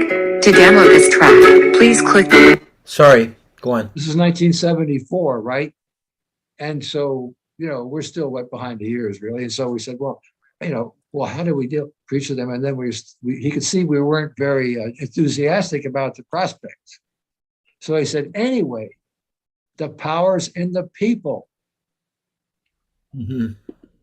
So I've meditated on that many times and come to the conclusion that he was talking about the power of resistance, which we see happening in places which is all being ignored. And we also know about the power of dormant Krishna consciousness that's in the people. And that has to come out for them to elect good leaders, for them to accept good leadership. And we know how to get that dormant Krishna consciousness ignited. Nobody else does. Nobody. And we know it because Srila Prabhupada taught us how to do it, right? And he gave us the books and the guidance of how to do it and to do it ourselves. But that's going to take time for that to affect, to take a root, a cultural root. You see, where people are practicing things at home, they're doing bhakti yoga at home, not just going to the temple once a week. See? So, but to get to that day, it's like right now we see how ISKCON is in turmoil. It's not really focused on that mission, you see. So we're not really on the proper track right now. So what we've got is that we've got the books. We've got to get the books out and get Harinam in the streets. We've got to wait, bide our time and preach to individuals whenever we can, because we've got the only solution that's possible for the world situation and for the anxiety that people are overcome. This planet is called Kunta, the planet of anxiety. Yep. It's called Marcha Loka, the planet of death. People believe they're born to die. And between being born and dying, they've got to eat, drink, and be merry. Enjoy life. Sense gratification. That's all they've been taught. It's all they've been hearing their whole life. And we're coming with a different message, but it's going to take time for that message to take effect. For this movement to become a cultural movement, we have to have roots in people's private lives. Like Srila Prabhupada said, not that everyone has to join this movement or join the society. We want them to take the idea and introduce it in their private life. Mm-hmm. That's called cultural movement. And we're not anywhere near that right now. Having roots in people's private lives, we say, come on Sunday, see you next Sunday. But what about between Sundays? That's right. What Srila Prabhupada was talking about. That's what a culture is. A culture is not an organized religion. It's a cultural movement. Srila Prabhupada introduced a cultural movement and an educational institution. And I heard Srila Prabhupada say in a lecture in 1974, I have it, he said, I have personal experience of a great institution being lost by the whimsical behavior of disciples who did not follow the order of the spiritual master. He told you that? He said that to you personally? No, he said that in a lecture. I heard the lecture. I wrote it down. I would like to ask you a question in that regard, your opinion of this. So just like America, United States of America, the Constitution, etc. We have the founding fathers, we have these documents. Unfortunately, we don't have such documents in ISKCON, although that was going to happen before Prabhupada left, but never did. Nonetheless, there's kind of like, there's a tremendous amount of courageous patriots, men and women, who are working to, quote unquote, restore the republic. You could say that Trump is one of them, Ron DeSantis, so many people, thousands and thousands of good men and women all over the country. They don't want to abandon America or abandon the government. They want to purify the government. So there's two tracks here. There's one track, which is, which I've heard you promote, which is, I'll wait till you get back here. There's a book out called Restoring the Public by Devin Nunes. Did you Yeah. hear of it?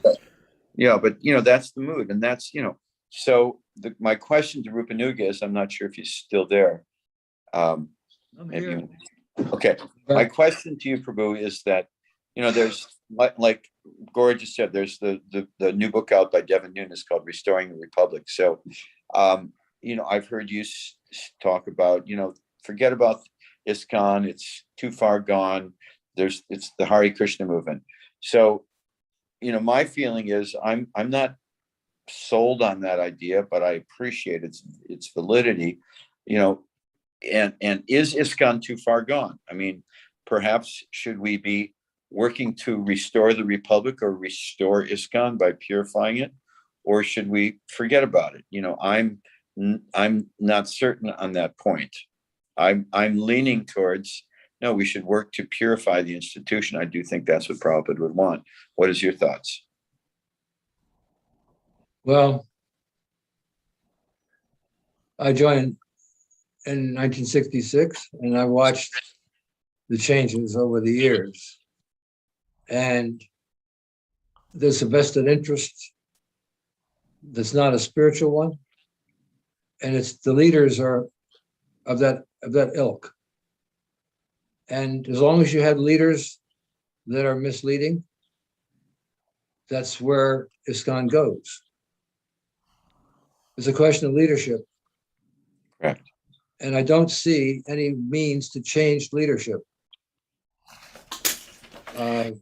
Perhaps if there was a Third World War, it would force a lot of changes. People couldn't be able to rest on their laurels. People wouldn't be able to just go by some post they have. They would have to lead with preaching. So that situation's not there now, and I don't see it coming in the foreseeable future necessarily. I don't see it. So I have been faced with this problem like you, but this longer. And I've been thinking about it like you, but just longer. And I cannot come up with an internal change, within ISKCON. And I have begun to differentiate between ISKCON and the Hare Krishna movement as not being synonymous since Srila Prabhupada left.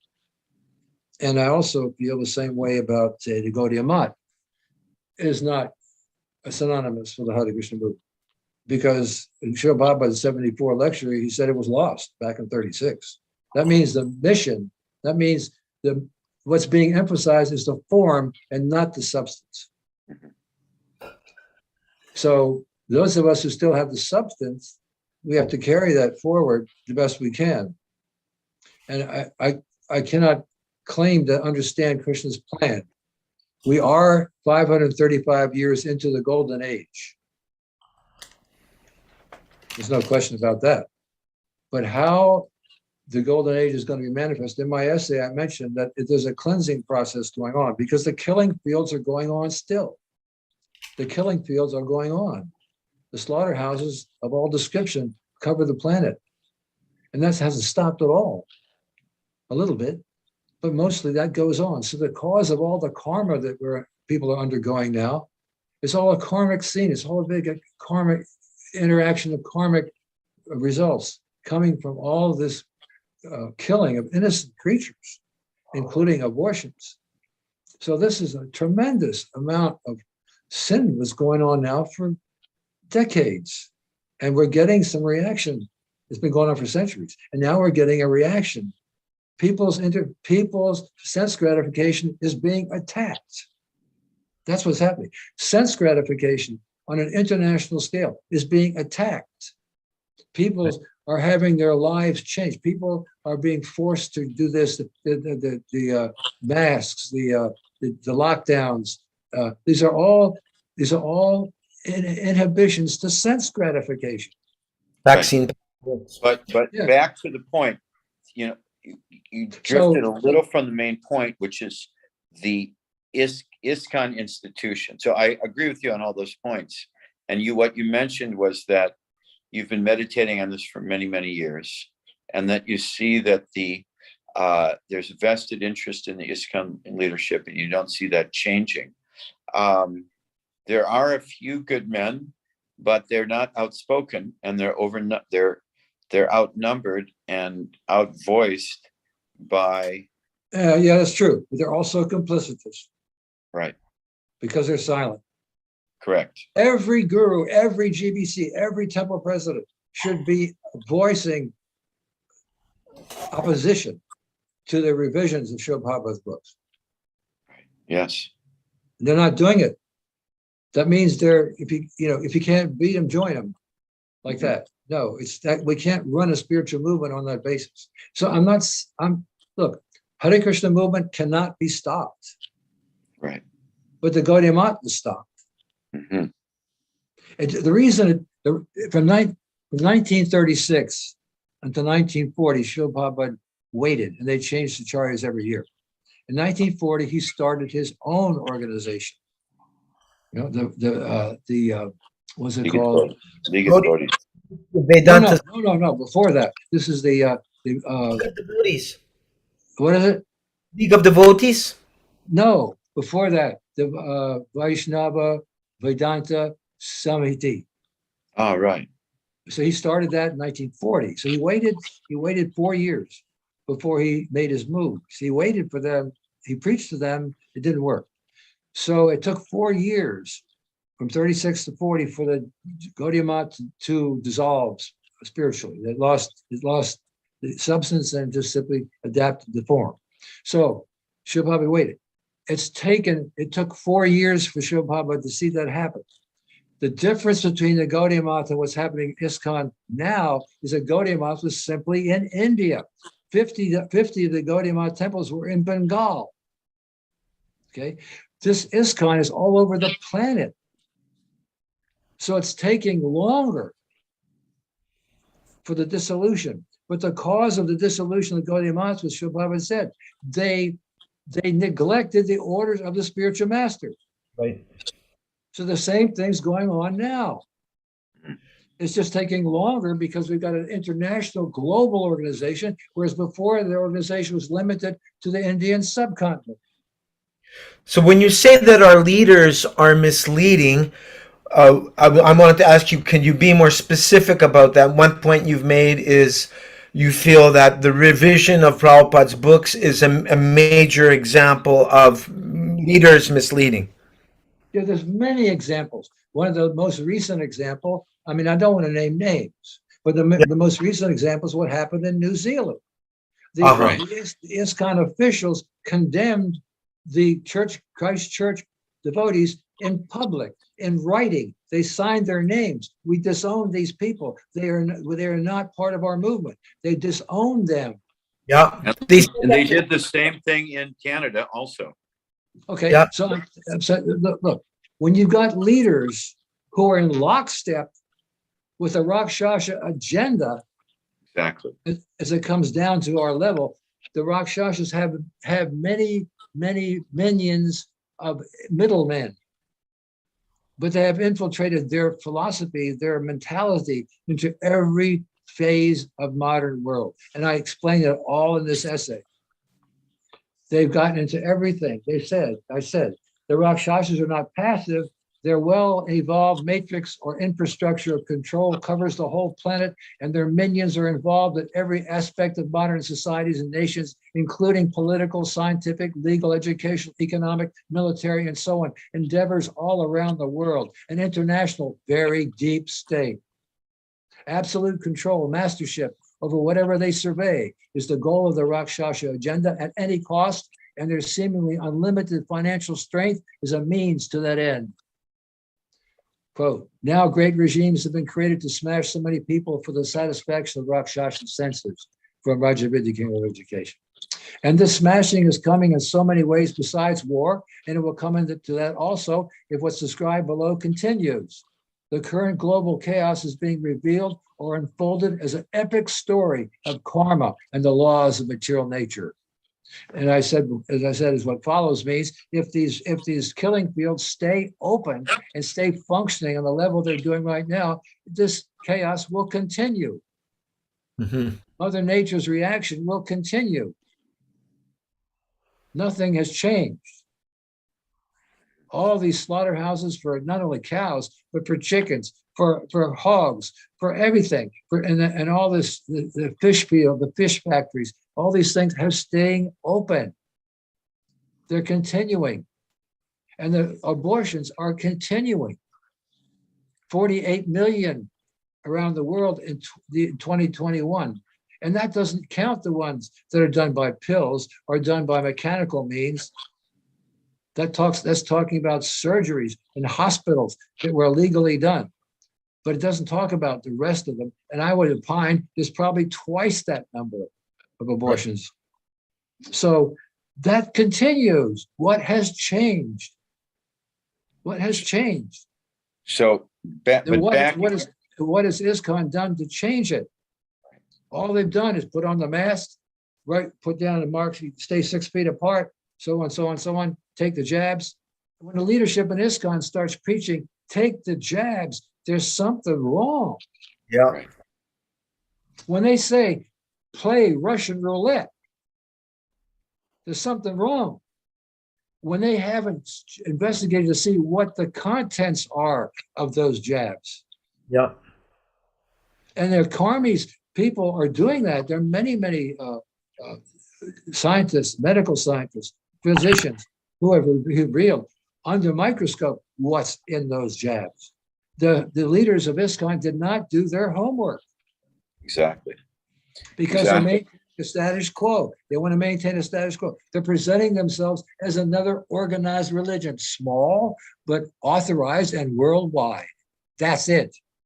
Well, That's their the intention is to be accepted, the International Society of Acquiescence, as I call it, as opposed to the International Society for Krishna Consciousness and Truth, Absolute Truth.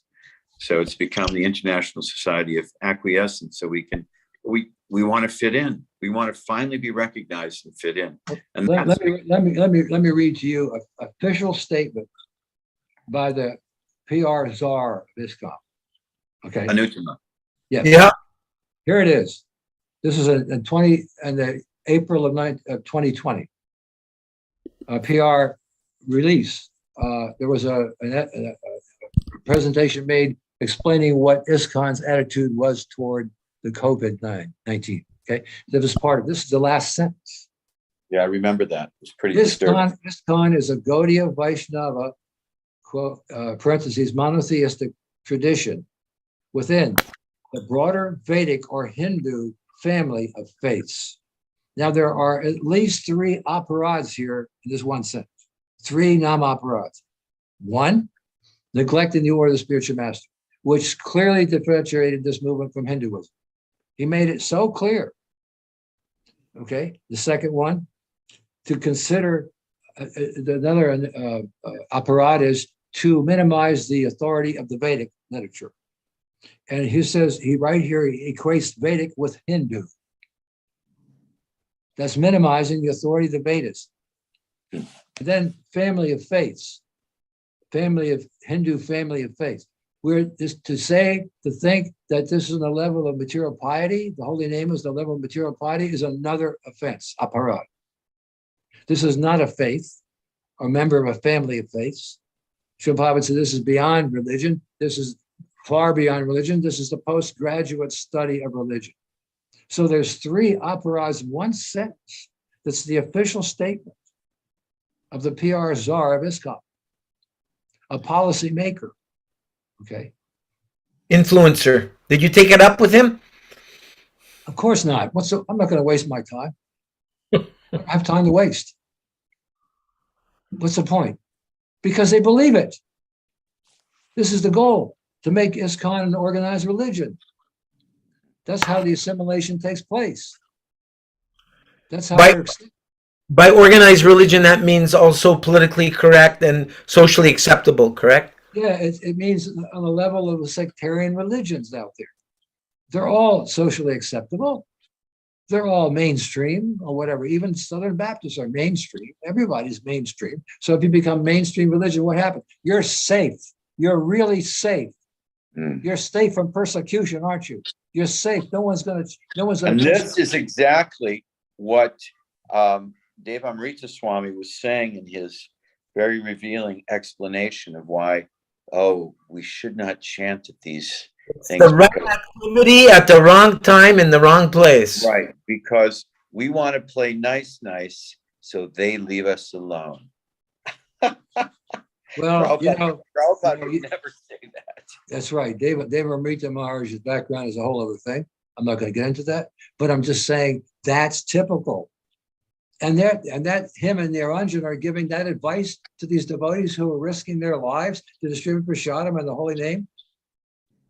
And when they came one morning to set up again for their usual distribution of prasadam and Harinam, the people there were already chanting. They were already chanting, and they said, "Oh, now the real Hare Krishnas are here to help us chant." So they had the same tune for 19 days because they're smart. They wanted them to memorize it. And they did. The people were chanting without them. Wow. They knew the tune. They were chanting the right tune. And so By the way, I'm sorry. Now the real Hare Krishnas are here. Now we can chant. They were already doing it. By the way, it was not Niranjan Swami, it was Ramai Swami and Devamrita Swami. They're the GBCs of New Zealand. Yeah, but Niranjan also made a statement. Oh, I didn't know. Yes. He was on the video that I saw. He was agreeing with Devamrita, whatever his name. I'm just telling you, never mind who, it doesn't matter who. The point is the leaders, the spokesmen for ISKCON were making these statements. They were disowning their own people. They're disowning their own disciples. Yeah, that became very apparent. And you're telling me there's something to salvage? Yeah. What? Tell me where? When? It's like one time Srila Prabhupada was asked, Srila Prabhupada, is there any place on this planet where there's no Maya? And he said, "Oh, if you know a place, tell me, and I'll go there immediately."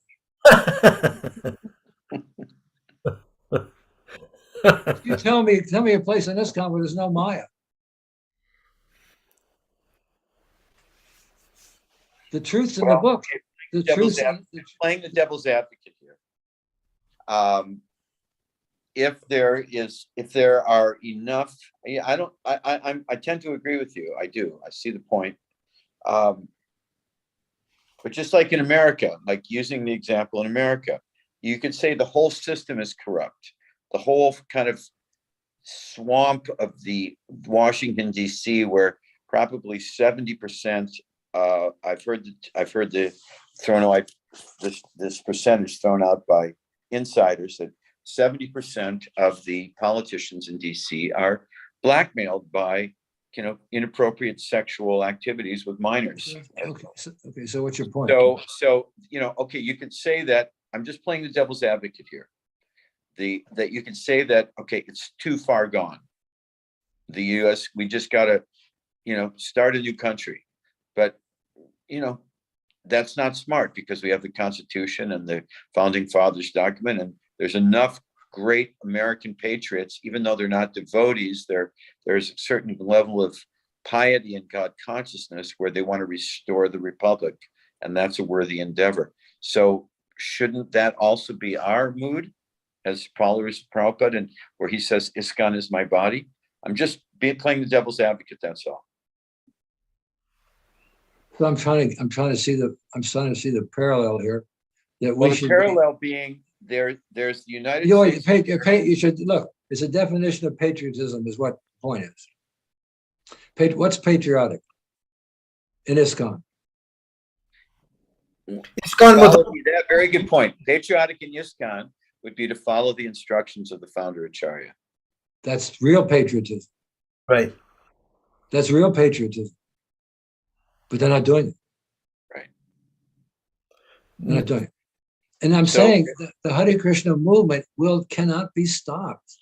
Correct. But we should think of ourselves as members of the Hare Krishna movement. Mm-hmm. We don't need to go through ISKCON to be members of the Hare Krishna movement. It's a good point. We do not have to go through ISKCON to reach Srila Prabhupada. Right. Srila Prabhupada is direct to anybody on this planet who accepts his books, accepts his teaching. Well, I mean, Prabhupada even said that. Prabhupada said, you may know the exact reference that he said, ISKCON may fail and the devotees may fail, but my books will never fail. I've heard that quote I would love to find out exactly when and where. Right. But that's Exactly. I've heard Srila Prabhupada say that, and it sounds like something he would say to me. It sounds right to me. I hear the ring of truth, but I'm not sure when and where he said that, because Exactly. that's super, super important, because what he's saying is ISKCON may fail, but the Hare Krishna movement is going on in my books. That's what he's saying. So it can't be lost. And also the rest of that quote he was supposed to have said, but it's too late. The books are out there. Right. It's Exactly. part of that quote. It's part of that quote. The books are out there. And that's the reality of it. Said the poison has entered. Junior Prabhu here, your engineer said, he explained to us one evening how one verse in the revised Gita he caught a hold of, and it changed his life. So does that, I had an experience, because I've been distributing books for many years, and I had this woman approach me a few years ago at Rockefeller Center, where I distributed books for many, many years. I legalized it there, and right in the belly of the beast. Pretty amazing. And this woman came up to me. She was probably in her late 30s with another woman. I was out there doing my thing, and she just came right up to me, and she said, "I want to ask you a question." I said, "Go ahead." She said, "If you could be anything or anyone in your next lifetime, who or what would you be?" And I thought, oh, that's profound. And I gave her my answer, and I said, "Why do you ask?" And she said, "Because at this exact same spot, exactly 1 year ago, you asked me that exact same question." And then I remembered that was one of my lines, to distribute Beyond Birth and Death, and some of the other books I was distributing. And I said, "Oh yeah, that's right." I said, "Are you sure it was me?" She said, "Oh, absolutely, it was you." And I said, "Then what happened?" She said, "Then you gave me one of those books." And then I pulled out the book, and I said, "You mean this one?" She said, "That's the exact book." And I said, "Well, how did that go?" She said, "It totally changed my life." Wow. And I want to thank you for that, for giving me that book. This is now the path that I follow. So, this is the potency of Prabhupada's books. Yeah, those books are small paperbacks. They're compiled from conversations and from lectures, and they're very much edited, but it gets through. Rajavidya is a good example. The quote that I use here was from a lecture, because I happened to stumble across that lecture a couple of months ago, where this statement about the Rakshasas came from.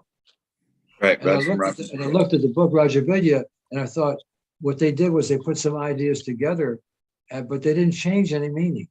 Right. And I thought it was a good job. It was a good job of editing. Whoever did that was faithful in their editing. But my point was to make about Prajunya, who's quoting a verse from the revised edition. So as if, this will throw this little doubt. So my point to him was, yes, for you, because you were sincere and ready, the Lord in the heart, Lord Janardhan, directed you to that page, because he described how he opened the book. He just opened the book just arbitrarily, and he read this verse that changed his life. I said, that's what happened. The Lord in the heart sent you to that verse because it was still intact. Now, the 70-some% of the verses in the Bhagavad Gita were changed. Right. So maybe that was one that wasn't changed, or it wasn't changed much. But he was allowed to get inspired from that. I'm not saying that the revised edition has nothing in it, but the very fact that it was changed so much, and I've been over it enough to know that there were ideas inserted, interpolations were done. And I'm the one who wrote the letter in 1970 that I don't want any interpolations. I don't want any style change. I don't want my voice change. He wrote that to me in 1970. And the style, the voice is lost in that book. Yes, it is. The very appearance of the book. But what's the argument to that? Don't they say, no, that's not Prabhupada's voice, that was Hayagriva's voice? Isn't that what they say? But Orion, do you know? They say so many things, so many things. We're just trying to make it. When I raised the point that from 1970 to 77, Srila Prabhupada gave 250 lectures on that Macmillan Gita, and nobody came forward with any question about anything. nor editors, nor readers, nor non-devotees. Nobody came forward to suggest any changes be made. And all that was saved until after he disappeared. Then all of a sudden, all the mistakes became revealed by 1982. Yet when he was lecturing all around the world and Jayadvaita was doing essays, Jayadvaita was giving classes, and all the editors were studying them, memorizing the verses, nobody came forward to Srila Prabhupada with a single suggestion about changing anything. It all happened after he disappeared. So let me just show you here. Here's two Gitas. Here's two Gitas right here. You see that? Yeah. Is it a question? The potency is it's stunning. The difference between the two? Yeah. This was they got to this point by going to a Karmi firm to get some idea of how they should put the cover on the book. They do this. They go to individual Karmi experts for instructions. See, so their instruction was, this is better than this. That's New Leaf. Vaisheshika Prabhu explained to me. They went to New Leaf Publishing. They're a big book distributing company. They said the one on the left, the colorful one, that's from the 60s and 70s. Right. One is more. Right. As if the battlefield of Kurukshetra changed since the 60s, right? And changed from this, which is very informative, to this, which you can't even tell what's going on. Right. You can't even tell who's who, but it's artsy craftsy. You know, it's what you should be doing now if you want to go buy a book in the bookstore. But this is what Srila Prabhupada wanted. There's a message in this picture. You can't even tell what's going on here. It's like, Very subdued. Very subdued. Anyway, I don't want to. I mean, you raised these questions. I was ready to stop 2 hours, 3 hours ago. But I'm saying you raised these questions, and if you ask me this, I have to respond. No, I love it. I've been wanting to ask you this question, so I so much appreciate this discussion. It's very edifying. It's clarifying, because these are fine points, subtle. Here's my ultimate point to your question was, well, are you sure we can't rebut? Look, I'm saying, Bhaktivinoda Thakur said, let the past sleep. Ne'er drill in the future at all, nor dwell in the future at all, but act in times that are with thee, and progress thou shalt call. So what do we do now about the situation? See, we're not organized. Those of us who would never change these books, there's enough of us. We've been around a while. We've been distributing the books and reading the books and preaching from the book. What the question is, what do we do? Rather than try to change what's been done, what do we do to keep things going forward? Do we do an end run around ISKCON? Do we do a vertical envelopment over ISKCON? What do we do to keep things on track? How do we keep the message free to get to the people? I mean, ISKCON has distributed 500 million books, and KBI has distributed 50 million books. Okay, there's not much of a comparison there. But we have to leave something up to Krishna, because Lord Krishna is everyone's heart, and he will direct anyone, any non-devotee, any person on this planet, if they're at all sincere and are serious about seeking some shelter, he will direct them. Right. Okay, so I'm not arguing, like I said, form or substance. We need the substance. We got substance, and we got some faithful followers. That's called substance. We don't have a form for expanding our influence, for expanding Srila Prabhupada's influence without changing it. So that's the problem. See, that's the problem. But because if we can't get this attitude. If we can't beat them, join them. We can't do that.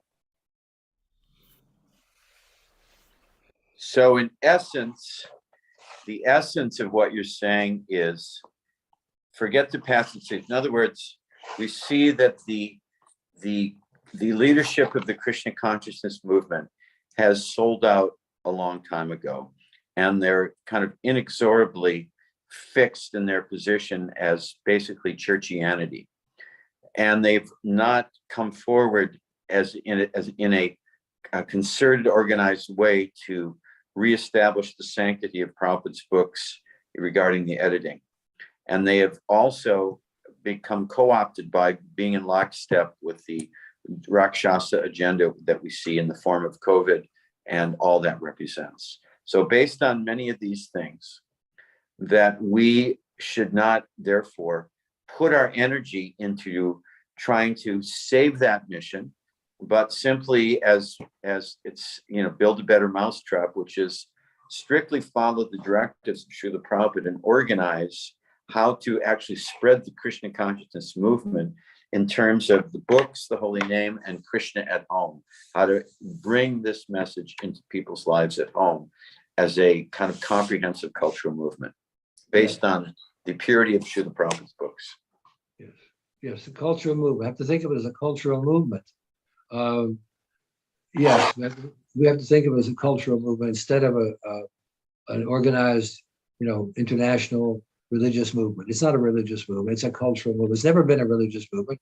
Srila Prabhupada never said that. It's never been a religious. It's always been a cultural movement. It's always been an educational institution to teach that culture. And that culture means you take it home. You take it home with you this Sunday. Now, it's instead of preaching like, well, we're here to make you understand this is for you. This movement is for you. And this behavior about the yogi is for you to practice yourself. See, that's a whole different approach. And book distribution is a different approach. If you tell a person who's a little interested, they'd like to have a book. Well, I'm glad you like this book because this book is for you. This book was written for you to take home. They all take it home anyway, right? So take it home, but practice, read it, try it for yourself, experiment. It's science, try it. We're making a hypothesis here that if you follow what's in this book, you'll be happy. You'll be able to survive this age of anxiety. You'll be able to be happy in your work and with your family if you pay attention to what it says in this book. Because they take it home. It's on the shelf right now. What are they going to do about it? It's a deity. It's emanating. It's sitting on their shelf. It's sitting in their library, in their front room on a shelf, and it's emanating. It's a deity. They've already planted the seed. And you know what? This seed of Krishna consciousness grows without water. It grows anyway. That deity is a deity, whether you recognize it or not. It has its effect on your house. You see? Anyway, this is all science. This is transcendental science. We have to follow the science. And if we don't, then what we do is we stay in the same box, an ISKCON box. Action, reaction, criticism, defense, arguing back and forth, controversy. This has been going on for decades. And where do the controversies come from? They are created the very second that an instruction or an order of Srila Prabhupada is neglected. As soon as that happens, a controversy is created instantaneously. So Prabhupada's example in that regard was that, so Srila Prabhupada's example in that regard was when he saw that the Gaudiya moth was inexorably incapable of being revived according to the instructions of Srila Bhaktisiddhanta, he began his own program based on the pure teachings of his Guru Maharaj. That's Prabhupada's example. Yes, he created an institution. He created his own society, the Vaishnava Vedanta Samhiti, with Keshav Maharaj, his godbrother, was later to initiate him into the sannyas order, and two other godbrothers, Vamana Maharaj and somebody else, and they left after a while. But that was still going on in 47 because that's what Narayan joined. Narayan joined that group, and he became a servant of Keshav Maharaj and Srila Prabhupada because they were always seeing each other, and he was there waiting on both of them. That's how he met Srila Prabhupada. And it's very interesting that later on in the 60s, when Srila Prabhupada was alone in this country, that it was Narayan Maharaj who was sending him mridangas and cartels and medicines, and he was communicating with Srila Prabhupada. So at that time, they had such a nice relationship. And all the letters that they exchanged that were all lost by the crews who were people who were working for Satsrupa on the so-called Alamrita. So Narayan Maharaj did some service. He was the only person who actually helped, and he was a disciple of a godbrother who actually helped Srila Prabhupada. In fact, Srila Prabhupada wanted him to come with him, but he couldn't. He had to stay there and serve Keshava Maharaj. So Narayan Maharaj was very favorable at that time. But after Srila Prabhupada left, then so many refugees from ISKCON were going other places, including Gaudiya Math, including to Narayan Maharaj. And so things changed. They changed. Then later on, it was even suggested that he become the Acharya of ISKCON.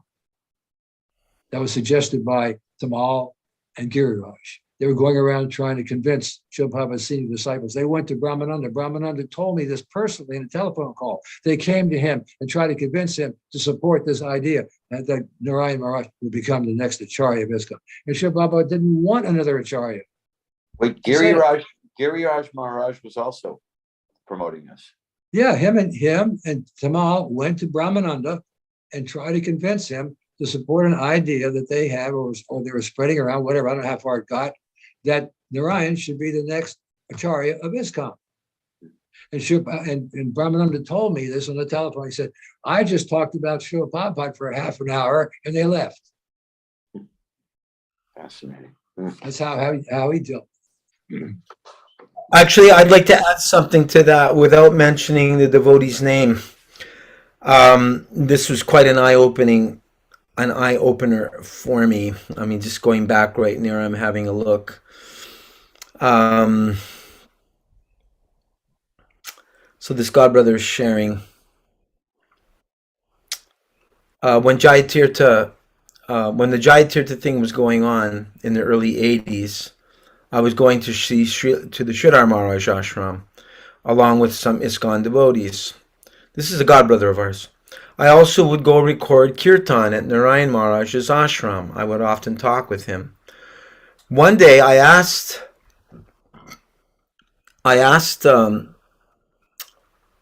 him what he thought of devotees going to take shelter of Sridhar Swami. He asked Narayan Maharaj, what do you think of devotees going to take shelter of Sridhar Swami? And he said, they actually should follow me, but I don't say.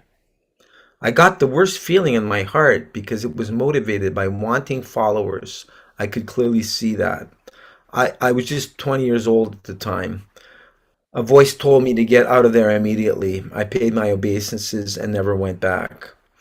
Adru Dharan, the longtime president of Calcutta, told me he was in a darshan with Westerners and Narayan Maharaj. And Narayan Maharaj didn't realize that he was an ISKCON devotee. Narayan Maharaj told him, these Westerners are just monkeys. He saw us as malachas, nothing else. But like Srila Prabhupada on the spiritual platform, enough said, Narayan Maharaj did pass away at Govardhan. We should be so fortunate. And then he said to me, anyone turning to Narayan Maharaj, in my opinion, is looking for some adoration or maybe envious of Srila Prabhupada. Or, actually, his words are quite strong here.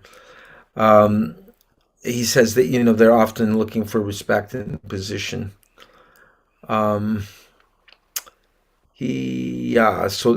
Anyway, some food for thought there. It was Narayan Maharaj himself who said, I should be accepted as successor. He actually is quoted as saying, I was Bhaktivedanta before your Swami Maharaj was Bhaktivedanta. So in that sense, I am actually senior to him. Yes, I've studied some of his lectures. I've read a couple in his book when the books were put out. And it's clear the emphasis on this Parikya Rasa, the emphasis on Raghunaga Bhakti is not what Srila Prabhupada taught us. Emphasize that. They say the first initiation, the Harinam initiation, is not important. The second initiation is important. But yet this is the movement of Harinam. This is the Hare Krishna movement. It's the Yuga Dharma, and Lord Chaitanya is the Yuga avatar. So how can it be less important than anything else? You see, so there's de-emphasizing. Huh? there's a quote that I wanted to see if you have the reference to. In this regard, I'm just speaking to what you were just saying. In this regard, Prabhupada stated, if you can give me the reference for that, that if they change even one word that I've said, the whole thing will be ruined. Do you know where that quote comes from? Oh, yeah, I've got it here somewhere. I mean, it's a standard. If they change anything. Yeah, and that has, you know, when you look at exactly what you said, that the Harinam being, you know, they don't accept Harinam as a kind of initiation into the. No. Here, let me give you an example. I can send you an essay that Srila Prabhupada gave in 1970 in Los Angeles on the 10 offenses specifically. He mentions that to preach to the faithless is an offense. Now you might think this is like what Chaitanya said, he wouldn't go to Navadvip because they're all a bunch of impersonalists, or you're not supposed to preach to atheists. That's true. But the example he gave is very telling. He said, if a spiritual master initiates someone who is not proved faithful, that spiritual master is an offender to the holy name. And what is it that proved the faith to Srila Prabhupada? 6 months following the regular principles and chanting 16 rounds a day before one could get initiated. There's nothing like that in the Gaudiya Math or in the Ryan's camp. There's nothing. People get initiated without 6 months of chanting. In other words, where's the proof of the faith? And Srila Prabhupada says in that lecture that if the faith is not proven, he will sooner or later go away. So the faith has to be established from the beginning. And the way Srila Prabhupada did it was 16 rounds for 6 months, which is a big chunk in our short lives, and 6 months of following the four good principles, which is pretty difficult in the West. And yet he made a demand before he would initiate. He wanted to see the faith in the holy name. So preaching to the faithless means to initiate someone who has not demonstrated that faith. And that's what he said. A spiritual master who did that was an offender. And that's the example he gave for preaching to the faithless. So the emphasis on the Harinam initiation is wrong. It's absolutely wrong. I can give you quotes. I gave a list of quotes to Gaura the other day, where it states in the Chaitanya Charitamrita that initiation is not required to chant the holy name without offense. That the holy name does not depend on initiation. There's a verse like that, explaining that. And the purport Srila Prabhupada explained it, that a fully initiated Vaishnava may chant offensively, whereas another person may chant without offense. Another person means an uninitiated person. Well, he told that to George Harrison. He said that he wanted to get initiated. Shave his head. Prabhupada said, I already consider you initiated. I believe I don't have the exact reference, but I remember. Yeah, he said Harrison. Harrison, there's the holy name, Hari. Yeah. He's already, son of Hari. That's what he said, son of Hari. Harrison. That's his name, George Harrison. So I was son of Hari. So anyway, that's another thing. There's so many things. But my point is that Harinama is the movement. This is the movement of the holy name, the Hare Krishna movement. And it is the Yuga Dharma. How can it be reduced in importance? And for any other mantra, including Gayatri, the Maha Mantra, it's the Maha Mantra. It includes all other mantras in it. Just like Krishna includes everything. All the creations and all the acharyas and all the Vishnu Tattva, all included in the name Krishna, one sound vibration, Krishna, that's it, everything's there. In fact, Srila Prabhupada said, Krishna and Rama are direct addressing of Krishna. He said, Rama is also a name for Krishna. Rama means the great enjoyer. Well, in this regard, I was hearing an anecdote last night where Nitai was reading the verse. It was from the Ajamil pastime. Yeah. And Nitai said that when he saw the Amadutas, he was reading the Bhagavatam, the Sanskrit, and then he was reading the translation for the class. Yeah. Nitai said, And Ajamil said, Narayan, and Narayan, Narayan, 3 times. And Prabhupada stopped him and said, did I say 3 times when I translated that? And Nimai was silent. And then Prabhupada asked him again, I'm asking you, did I say Narayan, Narayan, Narayan, that Ajamil said? And again, Nimai looked down, was silent. And then Prabhupada leaned back in the process, and Prabhupada said, I do not think I said it 3 times. And then Nimai confessed. Nita. That took place in 1975 at Raivataka in Philadelphia. Acha. And Srila Prabhupada said to him, once is sufficient. Once is sufficient. Prabhupada raised his hand and said, once is sufficient. Once is sufficient. Once the name is sufficient. So correct it. He said, make the correction. So he said, Narayan, Narayan, Narayan. And Srila Prabhupada said, how many times? 3 times? 3 times? No, once is sufficient. Once is sufficient. So that was just, he caught him making some changes in this transcript. Right. He was Narayan, Nitai was reading from transcript that hadn't been published yet. And that was a class that Srila was giving on that transcript that hadn't been published yet. So I'm going to have to go to bed. I was really just about to go to bed, and then Gaura invited me, and I couldn't resist. So I'm so happy. These points are so important that these are recorded, that your realizations are recorded here, because again, I feel very strongly that you have an understanding that is very pristine and very adherent and faithful and transparent to the mood and mission of Srila Prabhupada, and that's often gets obscured. Eclipsed, yeah.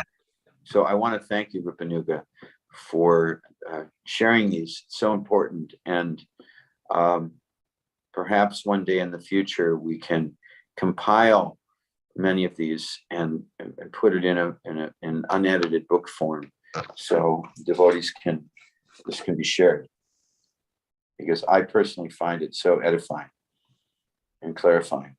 Well, my main, I have to come to a conclusion. I have that right. You come to a conclusion. And my conclusion is that we have to move forward, Right. act in times that are with us, and that will bring us success. Bhagavad-Gita Course said, act in times that are with thee, and progress thou shalt call. I do not believe that continuing to criticize, oppose, or engage in dialogue is progressive. Mhm. I don't believe that's progress. I believe the Good point. progress is for us to plan and expedite in whatever way possible how to circumvent the misconceptions that have been created in ISKCON and present the real conceptions in some way to the people. How this can be done, I cannot claim to say. I mean, whenever I think about starting another organization, I think, I think I have to think 3 times about that. But on the other hand, we have to be organized. We have to be organized. We cannot remain separated from each other with all being on the same page and do nothing about it. Right. Yes. So you're a younger man. You got more energy than I do. You have to use your brain to figure out what to do about the situation. And stop thinking that we can reform ISKCON. Srila Prabhupada didn't try to reform the Gaudiya Math. No, I appreciate that. I appreciate your directives here in this regard. I mean, that was the nature of my question, to get some clarification on that. Rupanuga's thinking proactively. No, I appreciate that very much. Yeah. Yeah, because we're really feeling, I think, I don't know if I can speak for Balarama Prabhu, because he's a much better thinker than I am, but I would like to think, I don't want to think, that there's many devotees today, having grown up since the 60s or 70s in ISKCON, they don't know where they fit in anymore in ISKCON. It's like they don't recognize the ISKCON today of the ISKCON we joined. There's so much confusion. We can't get no relief. I love, and I agree with you wholeheartedly, Gaura. And I love Rupanuga's simple proposal of, hey, we joined the Hare Krishna movement. Let the Hare Krishna movement go on, not Yeah. in the form of ISKCON, but in the form of the greater Hare Krishna movement. Uh-huh. And I think that that's just kind of sublime and brilliant, because that's Well, you're not a member of ISKCON. You're a member of the Hare Krishna movement. exactly. And Agora, you don't identify yourself as limited to the conception of an ISKCON devotee. You're a member of the Hare Krishna movement. Yes. It's There's so already much. a fact. Yes. It's already a fact. It's a fact. And there's a lot of people out there that just have to sit down and think about this. What's the difference to me between ISKCON and the Hare Krishna movement? Everyone has to face this decision. Everyone has to face the facts of history. See, we cannot go on thinking in terms of reformation or opposition, or we have to get out of the box of action reaction. All we can reacting to what's going on in ISKCON is not going to keep things moving forward. Mm-hmm. Yeah. I felt thoroughly distracted by the last 2 years of watching very influential gurus, sannyasis saying taking a dangerous mRNA shot is the best decision for me. I'm like, what? Where did you get that from? Look. That is criminal. That is criminal. To advise your dependents to risk their life. No, they'll say do your own research. But as far as I'm concerned, it's the best decision. But you should do your own research. No, that's just a cop-out. That's just not taking the responsibility. That's passing the responsibility on to the devotees instead of the leadership. The leadership have to say, no, this is not good. It's not good for your body. It's not good for your consciousness. It's not good for your future. Don't take the risk. That the idea that they leave it up to you is cowardice. It's a compromise. It's not treating the dependents as dependent persons who are waiting for you, the authority, to give them the right advice based on what? Shastra. It's science. What's in that jab? What is in that jab? Does anybody do the research? Has anybody, the leadership, did they do the research before they recommended? Do they realize that the initial reactions are just the beginning and that the thing rolls out for years? Yeah. Let me tell you something, some new intel that just got released that I heard today, which is that what the next phase, and now, I can't say if this is true, and nor did the lawyer and the kind of people from the inside of the intelligence agency that revealed this, I just heard this a few hours ago, is what their next phase is, whether or not they will have the potency to do it, is that within the mRNA technology shots is the nanoparticles, and they're particles of the Marburg virus, which is a hemorrhagic fever, which is very deadly, and also another virus which is very deadly. And when the 5G, just like as soon as the whole world was locked down, people that were out in the streets noticed that there was a very strong directive, very strong force of putting up 5G towers around schools everywhere. Yeah. So what these people revealed today, or not today, it was an interview with some people in the intelligence agencies and a lawyer, that what their next phase is with this insertion of the Marburg virus in the vaccines, that when they activate 5G for 1 minute at 18 megahertz, 3 times a day, it will rupture those cells that contain the Marburg virus in the vaccine, and people will actually start to come down with this Marburg, which is the bleeding from the mouth and very deadly. And also, inactivate a particular gene. It's called the P3. I forgot it's four. It's a letter and three numbers that actually makes people become like zombies, meaning that their intelligence will become weakened. They'll begin biting themselves. They'll lose a lot of motor skills, and they're actually doing zombie apocalypse drills now in FEMA and the CDC and whatnot. So this is whether or not this happens, we don't know, but this is what these leaders of ISKCON, the so-called leaders of the movement to save the world, have led their disciples off a cliff by inducing them to get this, because their future is very dark once they amp it up, and that's what's planned. So as you see, it is absolutely criminal, and we must reject them. Is that in the long run, when these later symptoms start manifesting, there'll be several years after the jab, and people won't associate it. They'll think, well, this is I inherited this, or I'm getting older, or these kind of things happen as a matter of course. So it's all very, very cleverly done. I want to make one point now, one final point. The body runs on electricity. The brain waves, the nerve waves, the beating of the contraction and expansion of the heart, contract, expand, contract. This is all done on electricity.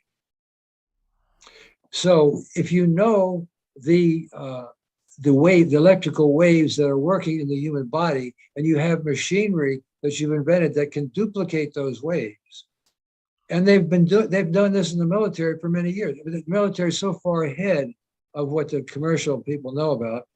So if the body is based on electricity, all they've got to do is understand how that works. Because the demonic mentality is to use that information, to use that science to interfere or control those ways by reproducing them with machines. Mm-hmm. See, this is very simple. I mean, that's basically what it's all about. They're taking advantage of the ways this human body works, which is a machine. It's a machine, yantra. It's the yantra. And the Gita calls it a machine. It's just a machine, and it runs on electricity. And they know what these what the waves are. They know their magnitude, and they know how to affect them, how to change them, how to affect the brain waves, how to affect the waves. Just like, for example, a drunkard, what is happening? There's a synapse between the brain cells do not actually connect with each other. They have tentacles that reach out, and there's a space between each cell, and that's called the synapse. Now, the way the synapse is, the electricity has to go and jump that synapse. It's done chemically, then back to electricity again. It's very miraculous. But if you take marijuana, for example, the THC from the marijuana will get in there and block the synaptic exchanges. If you're a drinker, alcohol will do the same thing, and you lose control of your motor facility. With the other thing, with the synapses from the THC and the marijuana, you lose capacity for thinking properly. You become indolent. You become lazy. You become unmotivated. So these things are all chemical, and they're all scientifically known. And so they have all this technology in their hands, and they're simply misusing it. They're using it for demonic purposes, and they have it. They have it, and they're going to continue developing these wonderful things. And there's no way to deal with it. There's no way you can fight it except by some sort of, like, say, an antidote, if it works. So ultimately, what do? It's all a karmic rollout. This is all they're being allowed to do that because of all the cows, and because of all the children, because of all the fish, and because of all the hogs and all the turkeys that have been killed for so long. It's a karmic rollout. So the only answer for us is transcendence. This is a transcendental movement. We have to transcend. We have to show people how to transcend. That's what this chanting is. It's a transcendence to karma, to the global karma. That's the reality of it. We want to teach people, this is your last death. This is your last death. Mm-hmm. Transcend. We have to preach, like Srila Prabhupada said, preach to them. Now I understand. We have to preach the truth, you see, because otherwise we can't stop these people. We can't stop them what they're doing. It has to be a divine dispensation. It has to come from above to stop them. We don't have the strength, the power. And what we can do in that regard is sincerely, genuinely, intensely pray for that empowerment that Krishna, that Srila Prabhupada, that Lord Nityananda, Lord Chaitanya worked through us to deliver this message to the people so we can save these suffering souls and do it in a way that is beyond the confines of the co-opted institution, which has kind of lost into itself. It's a one-to-one thing. You can do it on book distribution. You can find out some people who are sincere and pull them aside.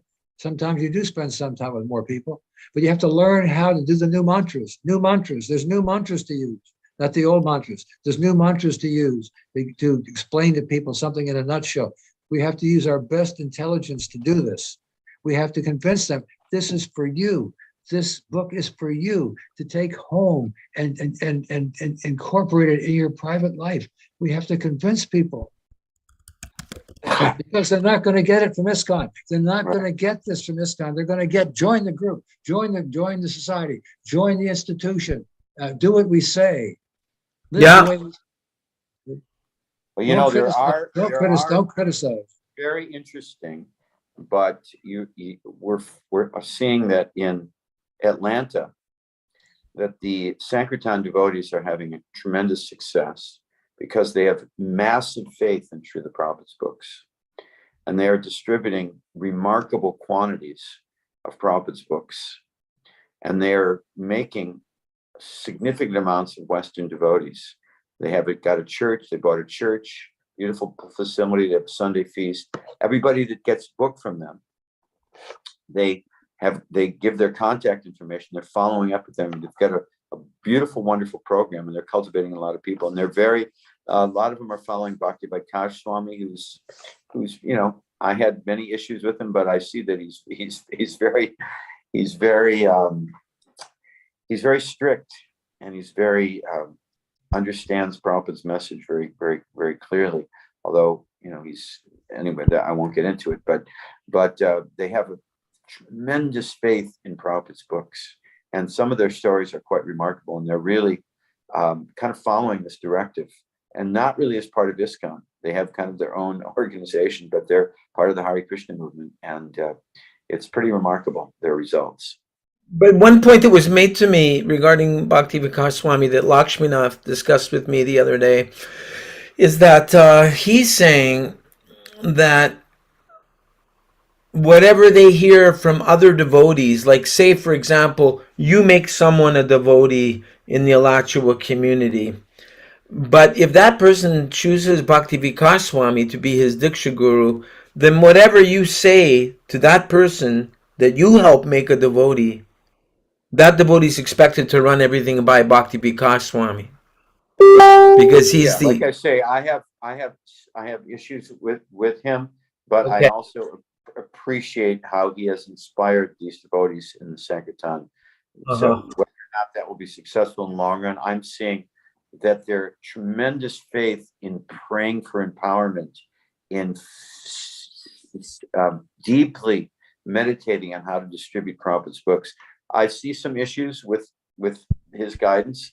You know, it's quite fanatical, actually. Well, he leaves it up to them whether they distribute the revised or the original. I see.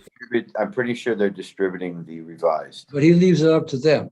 Oh, he does. Okay. Yes, he doesn't tell them one way or another. Oh yeah, that's good. That's good. But they're but they're really getting some remarkable results, and I'm appreciating that, because you know you have to judge by the fruits. No, so they're not part of ISKCON. They're not part of ISKCON, and that's what that's one of the kind of points to really note there. They're not part of ISKCON. They're not under ISKCON jurisdiction. Right. Exactly. I'm going to have to go here. Okay. So let's wrap this up. Yeah, thank you for these. I'm extremely inspired by these points that you've made. And Mata Gandhari, she's been absorbing a lot. She's a preacher herself. So I hope you feel benefited by this wonderful discussion between Badarayan and Rupanuga Prabhu Gandhari. If you're still there, I don't know. I Okay. don't know. I don't think anybody's left. Oh, but I'd like to offer my obeisances to you both. We'll be back Wednesday to read the next Krishna book story. Thank you so much, Rupanuga, for going beyond the call of duty and entertaining us. I don't know if that's the right word. I'm Entertaining. 20. Listen, you have to understand something about me. I'm 24/7. Wow. 24/7. Okay. 24/7. This is a very, very urgent situation as far as I'm concerned. You're like in the ambulance, emergency. Hey, Rupanuga, thank you very much. I very much appreciate your mood. I very much appreciate your understanding. I very much appreciate your dedication and your mood of urgency to explain these things so nicely. So my dandavats, pranams, and obeisance to you. Obeisances to both of you. Vanchakalpa Trubhyascha. Hello. All glories to Srila Prabhupada. Jai Gaur Premanandi. Hari Hari Bol.